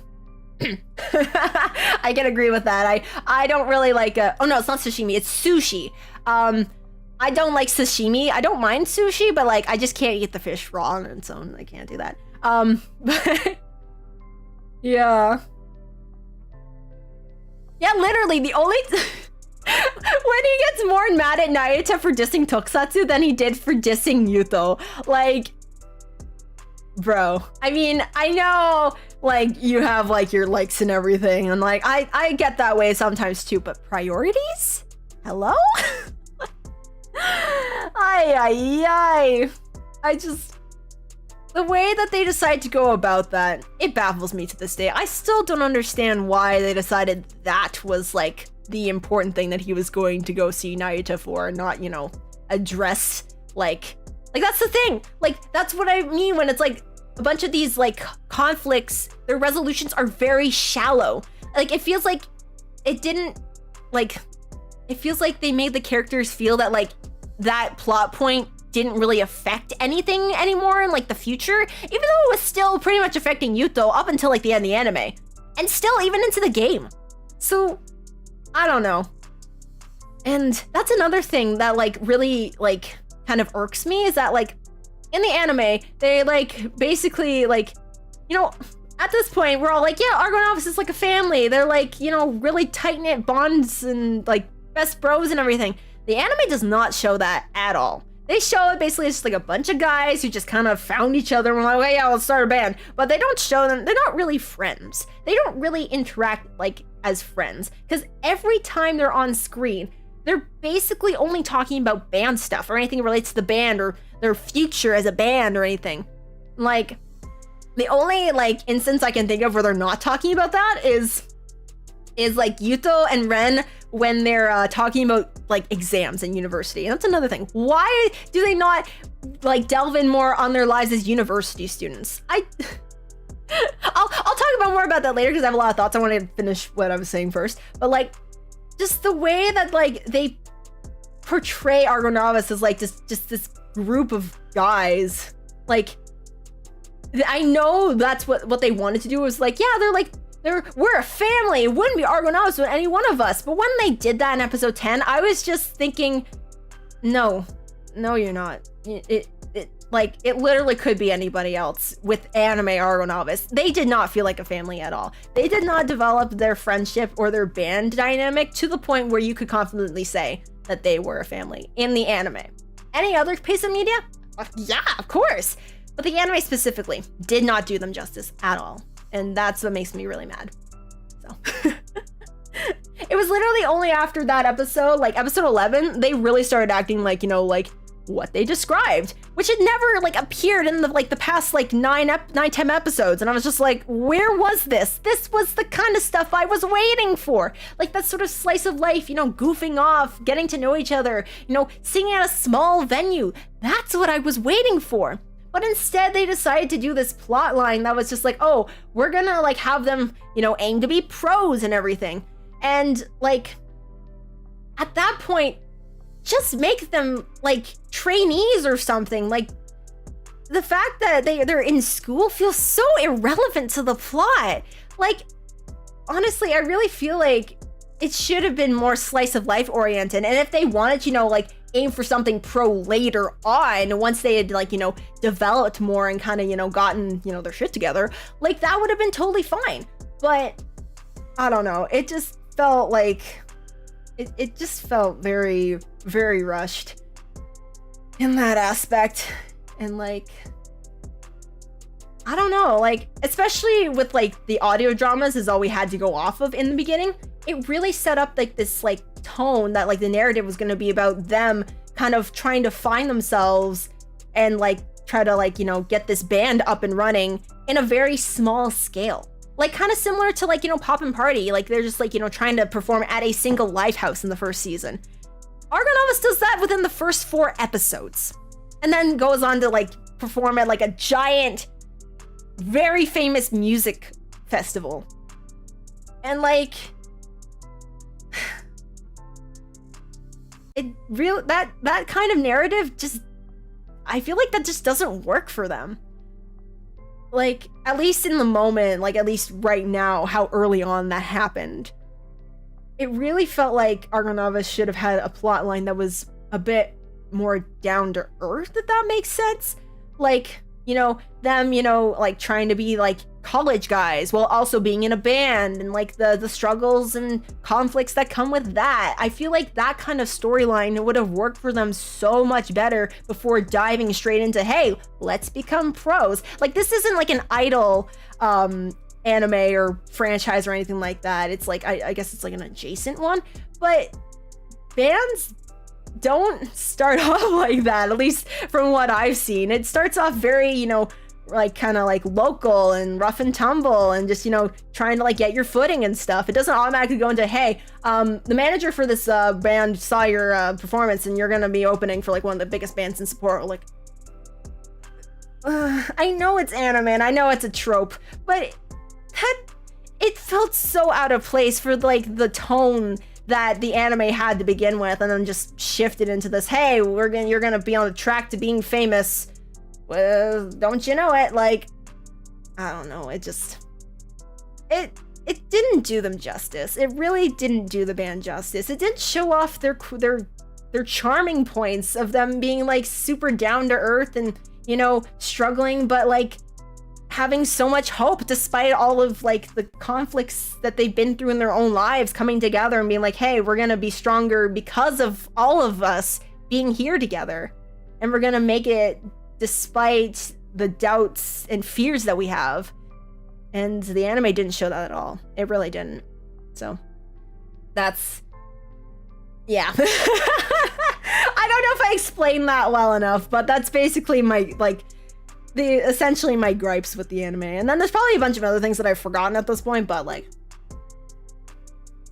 you know.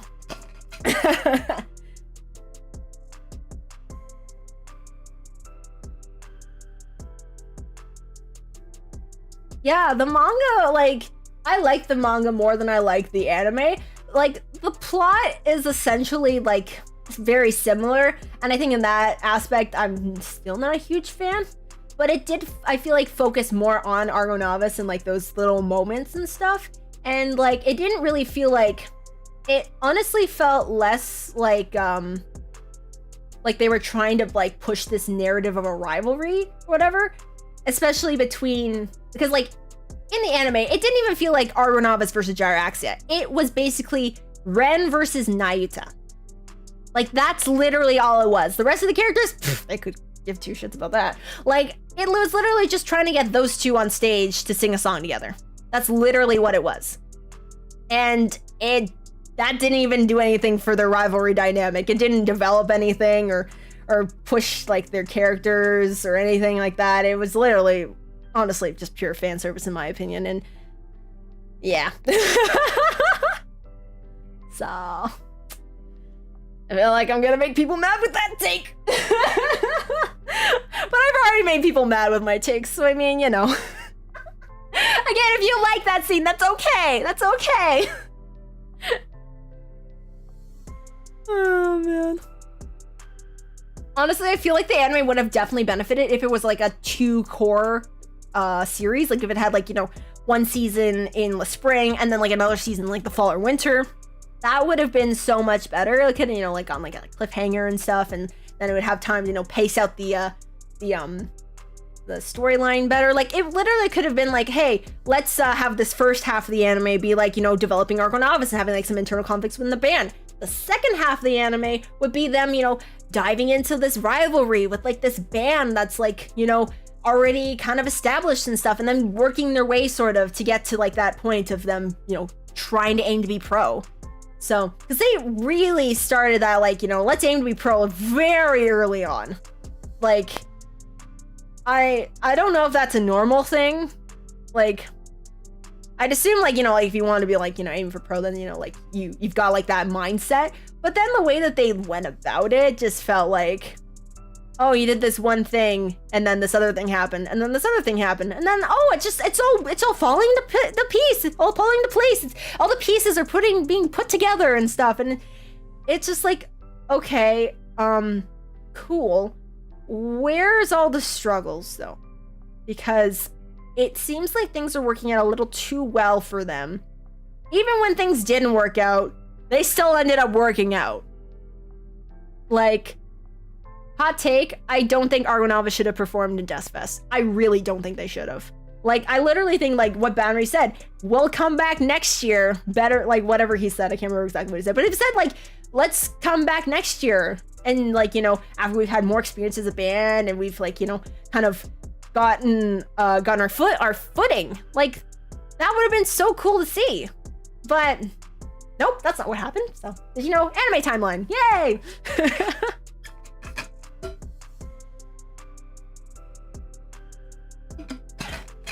If there are OVAs at some point, I would absolutely love that.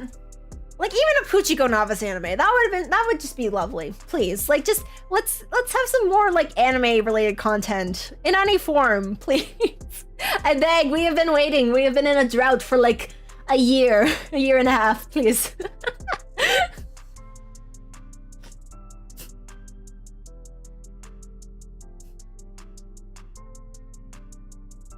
Yeah, exactly. Having heaps of hope doesn't have to mean immediately jumping to Deathfest. Like, I feel like even with that, like, as like a plot point, it really feels like it shouldn't have played out the way it did. Like, it feels like it should have, like, that's, at that point, like, that's when, like, reality really comes crashing down on them. Like, basically what happened in, like, episode, what was it, like, episode 10 or 11? And whenever it was that like they got the phone call, it's like, hey, a band from like overseas is coming to take your place or whatever. Like it feels like that should have been like way more devastating than it actually was, and then they have to, you know, like pick up the pieces and like kind of accept the fact that, oh, we got this opportunity and then it got taken away from us, and like that's how the music industry works. And then they kind of, you know, rise up from that, or like they, you know, start having like infighting between each other, realizing that like, oh, things aren't gonna work out the way that we thought they were going to, and what are we gonna do from here? So yeah. Yeah, the manga broke the fourth wall. I thought it was really funny, especially that one like gag chapter where they're like, oh yeah, Vanner's like, yeah, I got in, my truck got into an accident, but like all of our stuff's like we don't have any of our instruments, and everyone's like, wait, how, you survived? So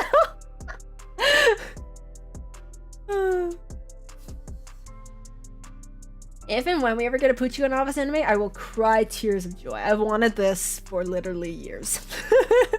And plus the ARGONAVIS style is so cute. Like, it's probably one of like my favorite like art styles in general.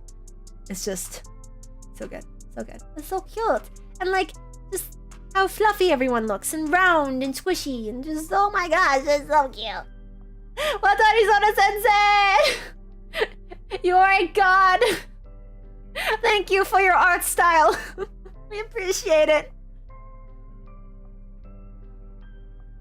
Yeah, we need like some like, I feel like we need a little bit of infighting with ARGONAVIS. I mean, I love that they get along and stuff, but I feel like they have very different personalities and stuff.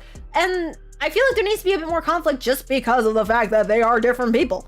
And also it just feels kind of like, when like they're like, oh yeah, if friends wants to do this, and I guess we'll do it or whatever, and it just feels like, okay, at one point they're gonna snap and realize, okay, Ren, just because you want to do something doesn't mean that we have to like automatically agree with it, because like whatever you want to do might not actually be the best thing to do or the right thing to do, but like, I don't know.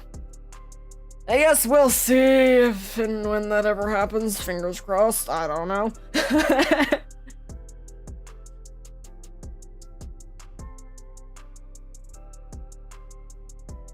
They're all little round lads. They're so round and squish. Little boys. They are little blobs with cute faces. And I loved him. I loved him.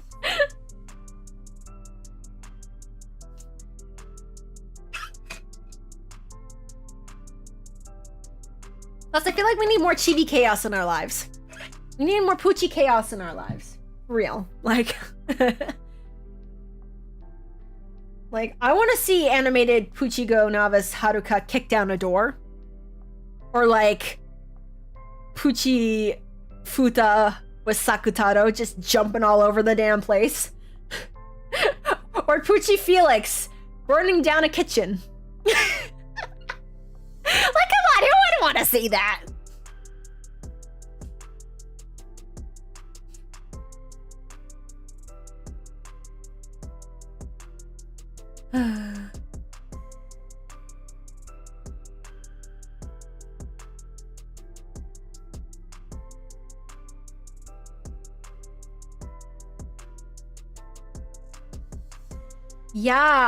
Yeah, you're right. Like, I think that, and maybe like when Yuto tried to leave ARGONAVIS, and then like he and Ren kind of had like a sort of conversation fight or whatever.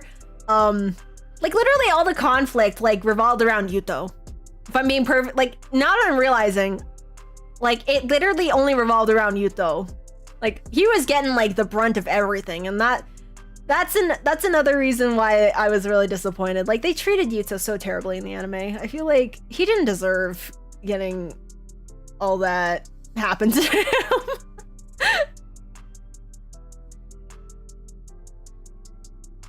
And yeah, like the way that Banri just like there was no implication or anything of him like, you know, starting to like, you know, appreciate ARGONAVIS as more than just like a get rich quick scheme or anything like that. It just literally felt like, oh, you know, he's there. He's practicing with the band because he wants the money. You know, he's just there. He's there being a round lad. And then he gets hit by a truck, and then he's like, actually, I love you guys. I think you guys are amazing. You're like my family. I want to be with you guys as long as I am able to. And it's like, okay, I'm glad you got to that, but how did you get to that? The anime did a lot of telling without showing, which is the exact opposite of what you want to do. Cause like let's be real. Like you can say a lot of things and like, oh, I did this thing or I did that thing, but like showing the characters actually doing a thing or actually, you know, experiencing a thing, slowly coming to the realization of like, you know, trying to like figure things out for themselves and realizing, oh, this is actually how I feel now. that's way more powerful than just being like, okay, yeah, I feel this way now, and then because I didn't feel this way before, and now I feel this way now, and now everything's good. It's like, how is that believable? How is that believable in any way, shape, or form? If they had just done like even little bits of hints of like Banry, you know, like seeing like ARGONAVIS interacting, kind of like little like what they did in like in the Ryusei episode, like he was like by himself, and he was just kind of did like a little kind of like a little smirk, kind of like, huh, man, these idiots, like that sort of thing. If they did more of that throughout the anime, giving little hints of like, oh, he's starting to come around, and not just thinking of ARGONAVIS as like, oh, I'm just gonna get rich with these guys, and then I'm gonna bail whenever I got my money. Like that would have been a lot better. Also, on that same track, like the way that Mashu like kind of revealed that like, oh, the only reason he was helping ARGONAVIS because he wanted to recruit Ren, that also felt a little bit out of left field. I feel like the only hint we got from like that being his intention was in episode 4 when he only mentioned like Ren as a vocalist. But because they plowed through that so quickly, there was no like emphasis on it. That there was no showing really that was an important piece of the plot until it came up like 6 episodes later. And it really just felt like if they wanted to, you know, make it not feel like a cheap plot twist or anything, they could have hinted at that a bit more throughout the episodes, especially when like, you know, Mashi was still, you know, getting like opportunities for them. Like, like I know he was a side character, but come on, like he has motivations too. We just didn't know about it until episode 10.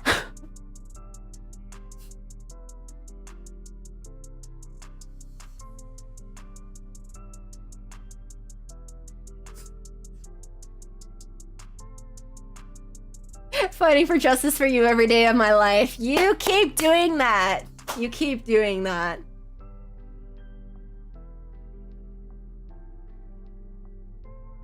Yeah, like exactly. In Ryusei, like during that performance, like that was maybe the only time that you could see that Banry, you know, was starting to kind of like shift his like perspective on how he saw the band. But they literally show him for like 2 seconds, and then it's like, okay, let's go back to our Ren and Yuto singing and stuff, you know? Like, yeah, this is like, what? It's like, I get what they were trying to go for, but it didn't work. It didn't have enough impact for it to, like, you know, like, get you to realize that, oh, this is what they were going for, and oh, this is how this evolves into this. It didn't feel like that at all. So.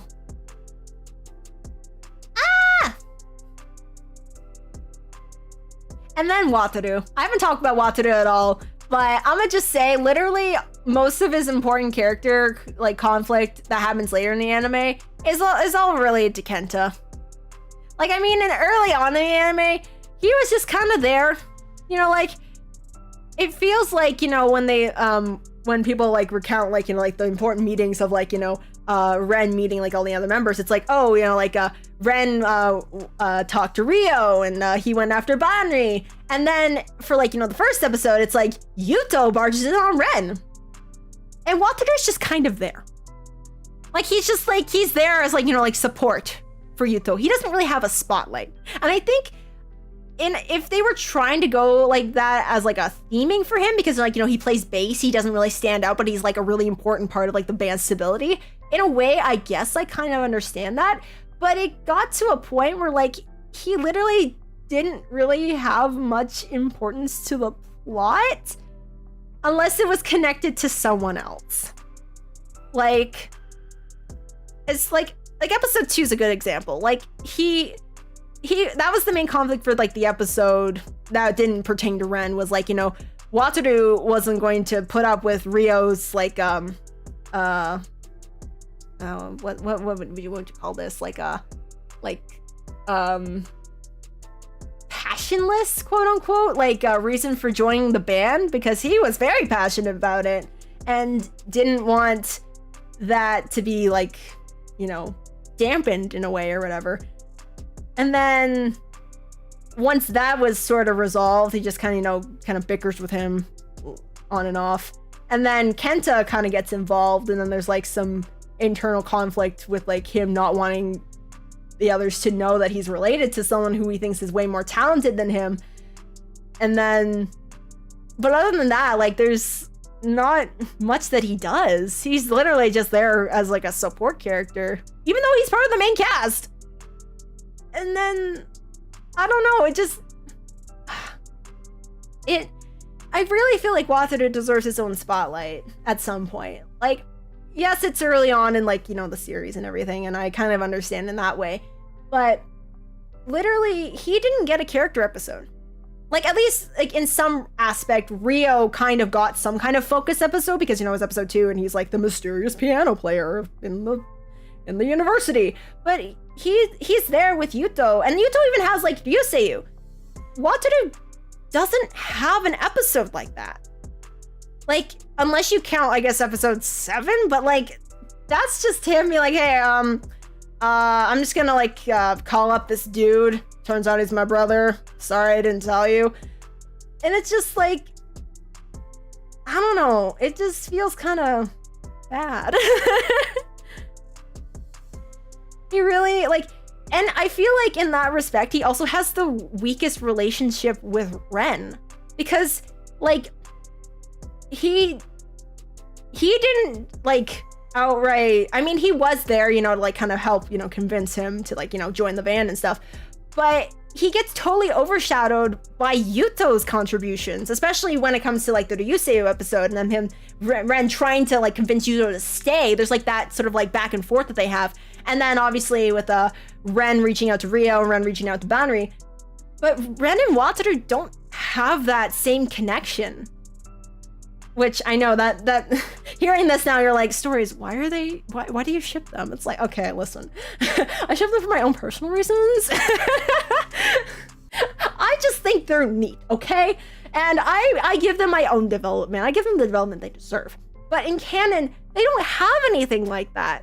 Even though, like, out of all the bands, 3 of them have a lyricist vocalist. And then Fujinaizing has like, the vocalist, and then everybody writes the lyrics together. ARGONAVIS is the only band that only has a vocalist and a lyricist separate. And I feel like that should be highlighted more as a relationship that doesn't exist in any of the other bands. And yet it's not. It just feels like they don't find anything worthwhile between these two characters, even though they're so closely linked in their relationship to their music. And like, it's especially shows when like, they had the Starry Line like scene or whatever, and they're like, oh, Wataru's gonna help you like write the lyrics and stuff. And then they don't even show them writing the lyrics. It just pops to like the next day after they've written the lyrics. And like, I don't know if you're supposed to like infer the development that happened based on like the performance of Ren like singing the song.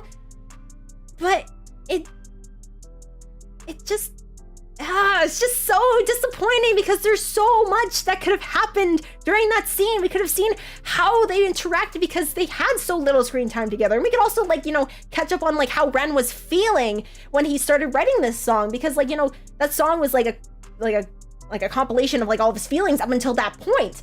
And I don't know if they were trying to express that through like the performance, but it didn't really work the same way it did Ryuseiyu. And then with Prey, like that scene was a little bit better because I think like they kind of like, started to like zone in on like their how the characters like interact with each other, but it was still very like, it still didn't quite get there. And they didn't show the lyric for writing for that one either. So I really feel like they deserve a lyric writing scene where they like, interact with each other. Like we see their relationship and how like they communicate with each other and how they bounce ideas off of each other. Like there was like a part in one of the voice dramas, it was the 4th voice drama. It had Ren, Wataru, and Rio. And I feel like there was a conversation at the beginning of that voice drama, and Wataru was, I think he like he sat with Ren, maybe it was like at lunch or something, I'm not sure. And he was like asking Ren, like, oh, what was he reading? And it was like, oh, I'm reading a poetry book. And he's like, oh, that's kind of rare for you. And he's like, well, I wanted to learn like how you write lyrics, so I was reading this poetry book. And then Wataru kind of explains how like poetry and lyrics are kind of different in that aspect. And like, that was a really nice conversation because it kind of shows like the kind of mindset that Wataru has when he like starts writing lyrics, and then getting Ren to understand where he's coming from, and then being like, oh, okay, that's how that works and stuff. And that was really nice, and I want them to expand on that. I really think that they have so much potential for such a fantastic dynamic, but they haven't done anything with them, and it just, it makes me so mad. Ugh. So yeah.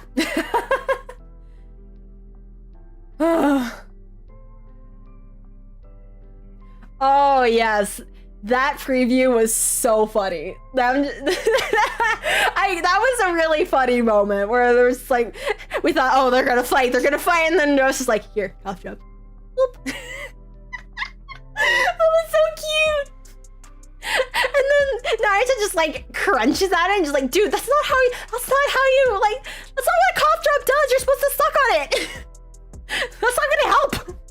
Dang it. Oh my gosh. Honestly, literally, he was making phone calls for most of the anime.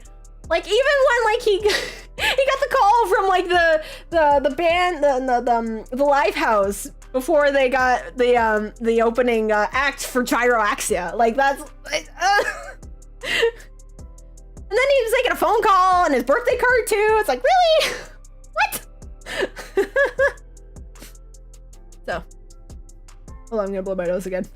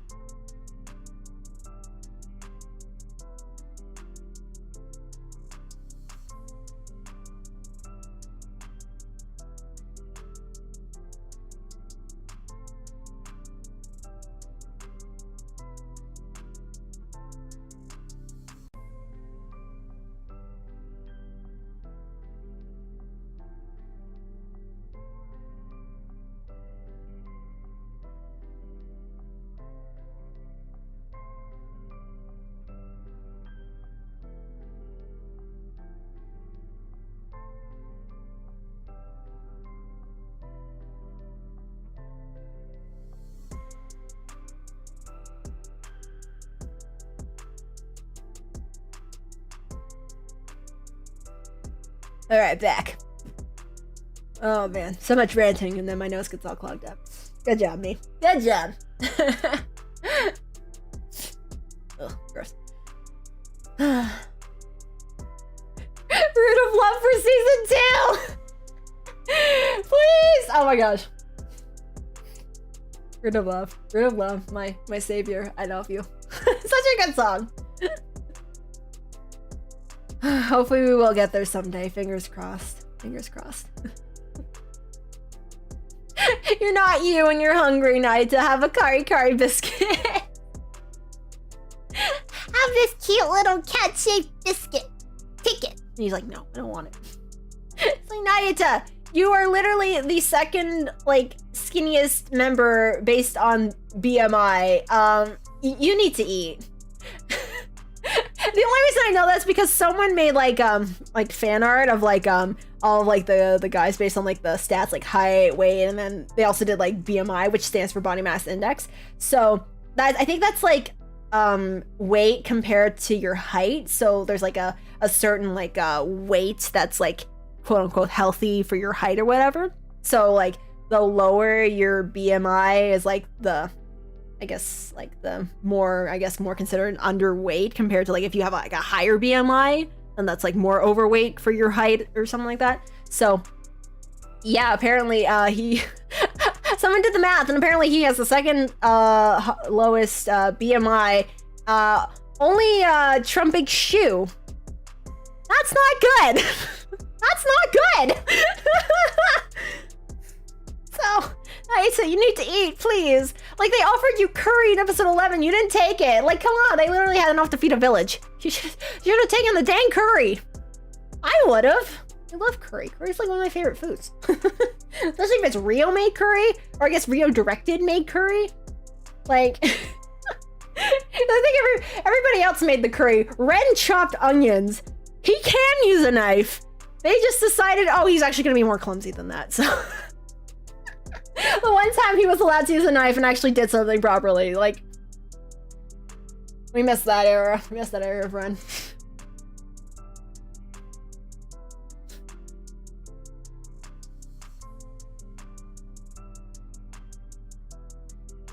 Root of love and Kito Bokuro manifesting, please. This. Also, kind of on the same idea of Wataru needing more screen time. Wataru needs to sing a duet. He needs to sing a duet. He's the only one of ARGONAVIS who has not sung a duet yet. Yes, he has sang in like the group songs like Voice and Hey ARGONAVIS and Kito Bokuro wa now.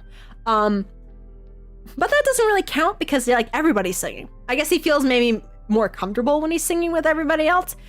Like I kind of have this theory that like, you know, because Kenta was like a vocalist of like his of old Gyro, like Wataru must have had some idea that like, you know, he was a good singer and then felt like, oh, I can't sing as well as he does and I don't want to sing, so I just won't unless it's like, you know, with everybody and I feel like comfortable, you know, being with like singing with everybody. But he never has like a solo duet with just Ren or anything. It's usually, you know, Yuto and Rio, Bannery and Natsu no Burn. Oh, such a good song. I can't wait for the full version of Natsu no Burn. But Wataru doesn't have that. Oh. Again, I don't know if that's just like theming, symbolism. It might be working, but I also want Wataru to sing more because Maeda Seiji has a gorgeous voice. Like, hello? Excuse me? I need more? Please.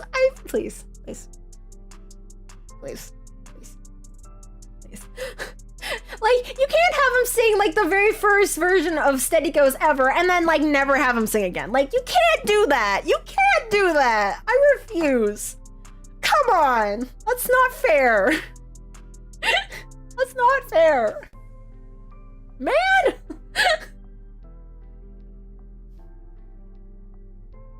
Naita's most recent 4-star. The trait is he's literally tiny. Like I could literally put I could wrap my hand around his entire like forearm. Like, come on. When I was able to do that with my arm, it was broken. And had been a cast for 8 weeks. That's not normal. Like, bro, you already have like the asthma thing. You don't need to be like underweight. Like you have too many health problems already. We just want you to be healthy and happy, okay? Like the second part, I don't know if we can help lab with, but like at least be healthy, please. Like take care of yourself, dang it. Don't just live off coffee. Ah. And the baseball, oh my gosh, the baseball collab. Like it will never not be funny to me that Ren is canonically like he weighs more than Naita. Those boygas, but like it never fails to make me laugh when someone draws Naita and he's like super buff and I'm just like looking, I'm like, where did those muscles come from? He has nothing. He did 7 sit-ups in the anime and you're telling me you think he has muscles? I don't think so. And even like he did do more exercise. The fact that he eats so little, all of his muscles would just waste away. Like, they would just be consumed by his body for his need for energy, because he doesn't eat. So, it's like, what? It just makes me laugh. He is literally, like, I saw a comparison someone did of, like, the models in AA side. Someone screen capped, like, the same pose, like, the ending pose for, what's the song called? End of Reason. It was End of Reason, and like did that one pose where like, you know, Shu like emo-ly puts like his hand on the like his shoulder or whatever and he looks super lonely. They did that with like with Rayon and Naita, and this difference is so stark. Like obviously Rayon's taller, a little bit taller than Naita, but he's so much broader, and like he's not like, you know, like he's like fairly broad or whatever, but Naita is so tiny in comparison. Like it just makes me die a little inside. It's like, where did Where do people get the idea that Naito is buff? He's not. He is a twig. He is a literal stick. And he needs to eat more. Yeah, so... Oh my gosh. Wataru vocalist rights! Please! I pray that if we ever get like another Wataren event with Wataru being the focus for 4-star, then they'll give ARGONAVIS a new original song with Ren and Wataru duet. That would literally make my entire life. I would cry. It would be so great. I actually submitted like a little like inquiry when they did like the surveys, be like, oh, what kind of event things would like stories would you like? I'm like, Ren and Wataru sing like write lyrics under a starry sky. That's literally what I wrote. That and Night and Aoi. I don't remember what I said, but I think it was like they get like I think I mentioned something about them being like terrified by bugs, because that's a thing. That's a thing. They both hate bugs, so like I want them to expand on that. I think that'd be really funny.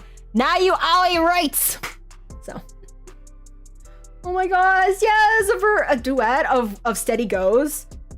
Please, that is all I ever want in my life. Please. Please. Like, that would just be so good. And I mean, look, like, the ARGONAVIS project obviously isn't, like, against doing, like, multiple versions of a single song. So, like, if there's a 4th version of Steady Goes, like... Or a way to say, like, they could totally do that. I don't think anybody else will be mad though, like, not at all. What is my favorite card in AA side? Ooh, oh, that's a good question. I also like Starlight Parade Wataru. I got the train, the grade up, upgraded, grade up. I don't know what I call it. The nice, pretty art of Wataru. In that nice suit of his. He looks very charming, very, very dashing, very handsome, very princely. So I really like that one. I think, I also really like the Kochisuke Diamond ones, like Yuto and Rio, like those ones, the trained ones of those. Oh, chef's kiss, so good. And actually, it's like the whole like Kochisuke Diamond set in general, like. It was admittedly disappointing when, like, you know, Kohei and Yamato were like the 3 stars and they didn't show up in the actual story at all. But like their cards were still really nice. Still very nice. I think the background, having it not be like a stage for once, was just such a breath of fresh air. It was just so pretty. So pretty. So good. Just so good. Other than that, ooh, that's a good question. I'm not really sure, actually, if I'm being perfectly honest. Although, I will say, Ren's Train Silver Nova card. That one's nice. And the pair of, like, Ren and Haruka. Oh, so cute! It's so cute! I want to cry. They're such good friends.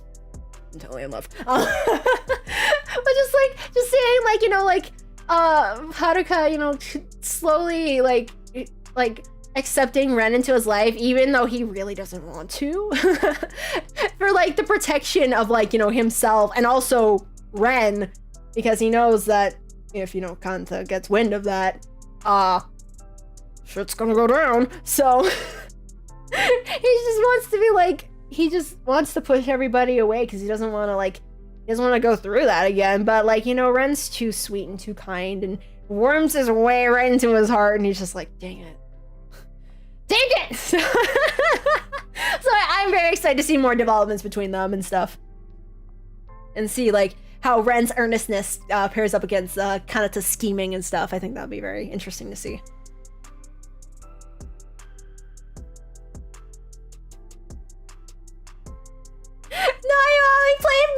Minecraft! Oh my god, I still love that joke. Whoever made those Minecraft skins and gave me that idea, thank you for that. I appreciate that. That was so funny. Like,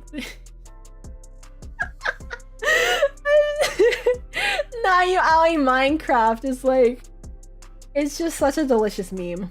It's very delicious. I love it.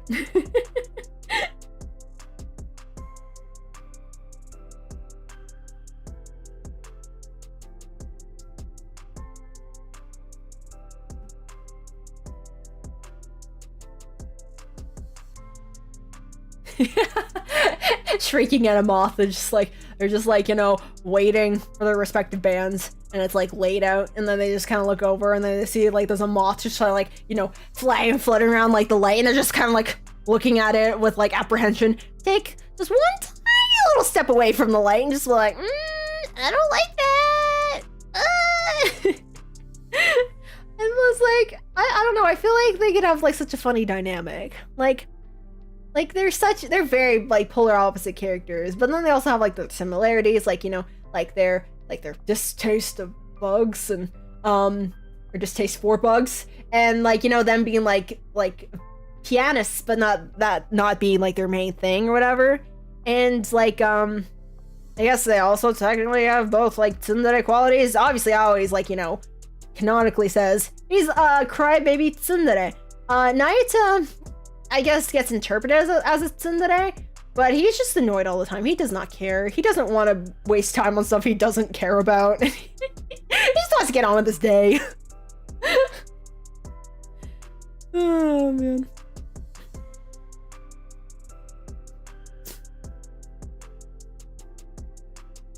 Oh, yeah, I remember those doodles. Oh, those were funny. Those were so funny. Anytime someone mentions Nayaoi Minecraft, it just makes my heart light up a little bit.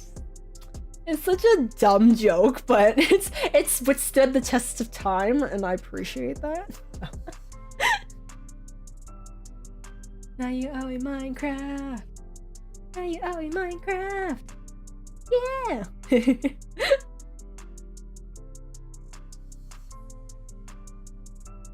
Oh, I'm tired now. That was a lot of talking for 2 hours. Jeez. I can't believe I talked for 2 hours. Mostly about ARGONAVIS, but who's surprised? Oh my gosh. Well, I think I'm gonna end it here. I'm actually a little bit hungry now. I keep talking about food during the stream, and now I want some. So I will be scavenging some foods around the house. Let's see what I find. Thank you for joining me for this this unknown, I don't know what the heck I'm doing stream, and listening to me rant about the anime. I'm sorry. I didn't mean to, but it just happened and I just rolled with it. But y'all are cool. I love you guys. And yeah. Oh wait, I was thinking about like the watch along for next Tuesday or whatever, and I'm thinking maybe I'll just forego the morning stream because, one, setting up in a different area so that I don't disturb anyone at 4 a.m. it's gonna be so much of a hassle. Two, I'm not even gonna be awake at that time. I'm just gonna be like just making incomprehensible noises, even more so than I am now.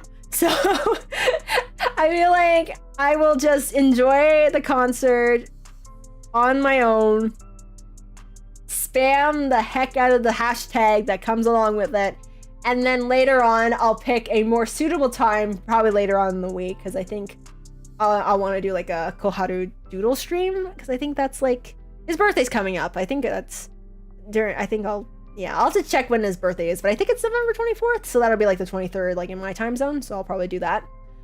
So then I'll pick like a more reasonable time later on in the week so that we can all watch along together and stuff. So yeah. So that's what I've decided now. So yeah. So hopefully I'll see you guys next week for whatever chaos I decide to plan. And yeah, until we meet again. Bye-bye!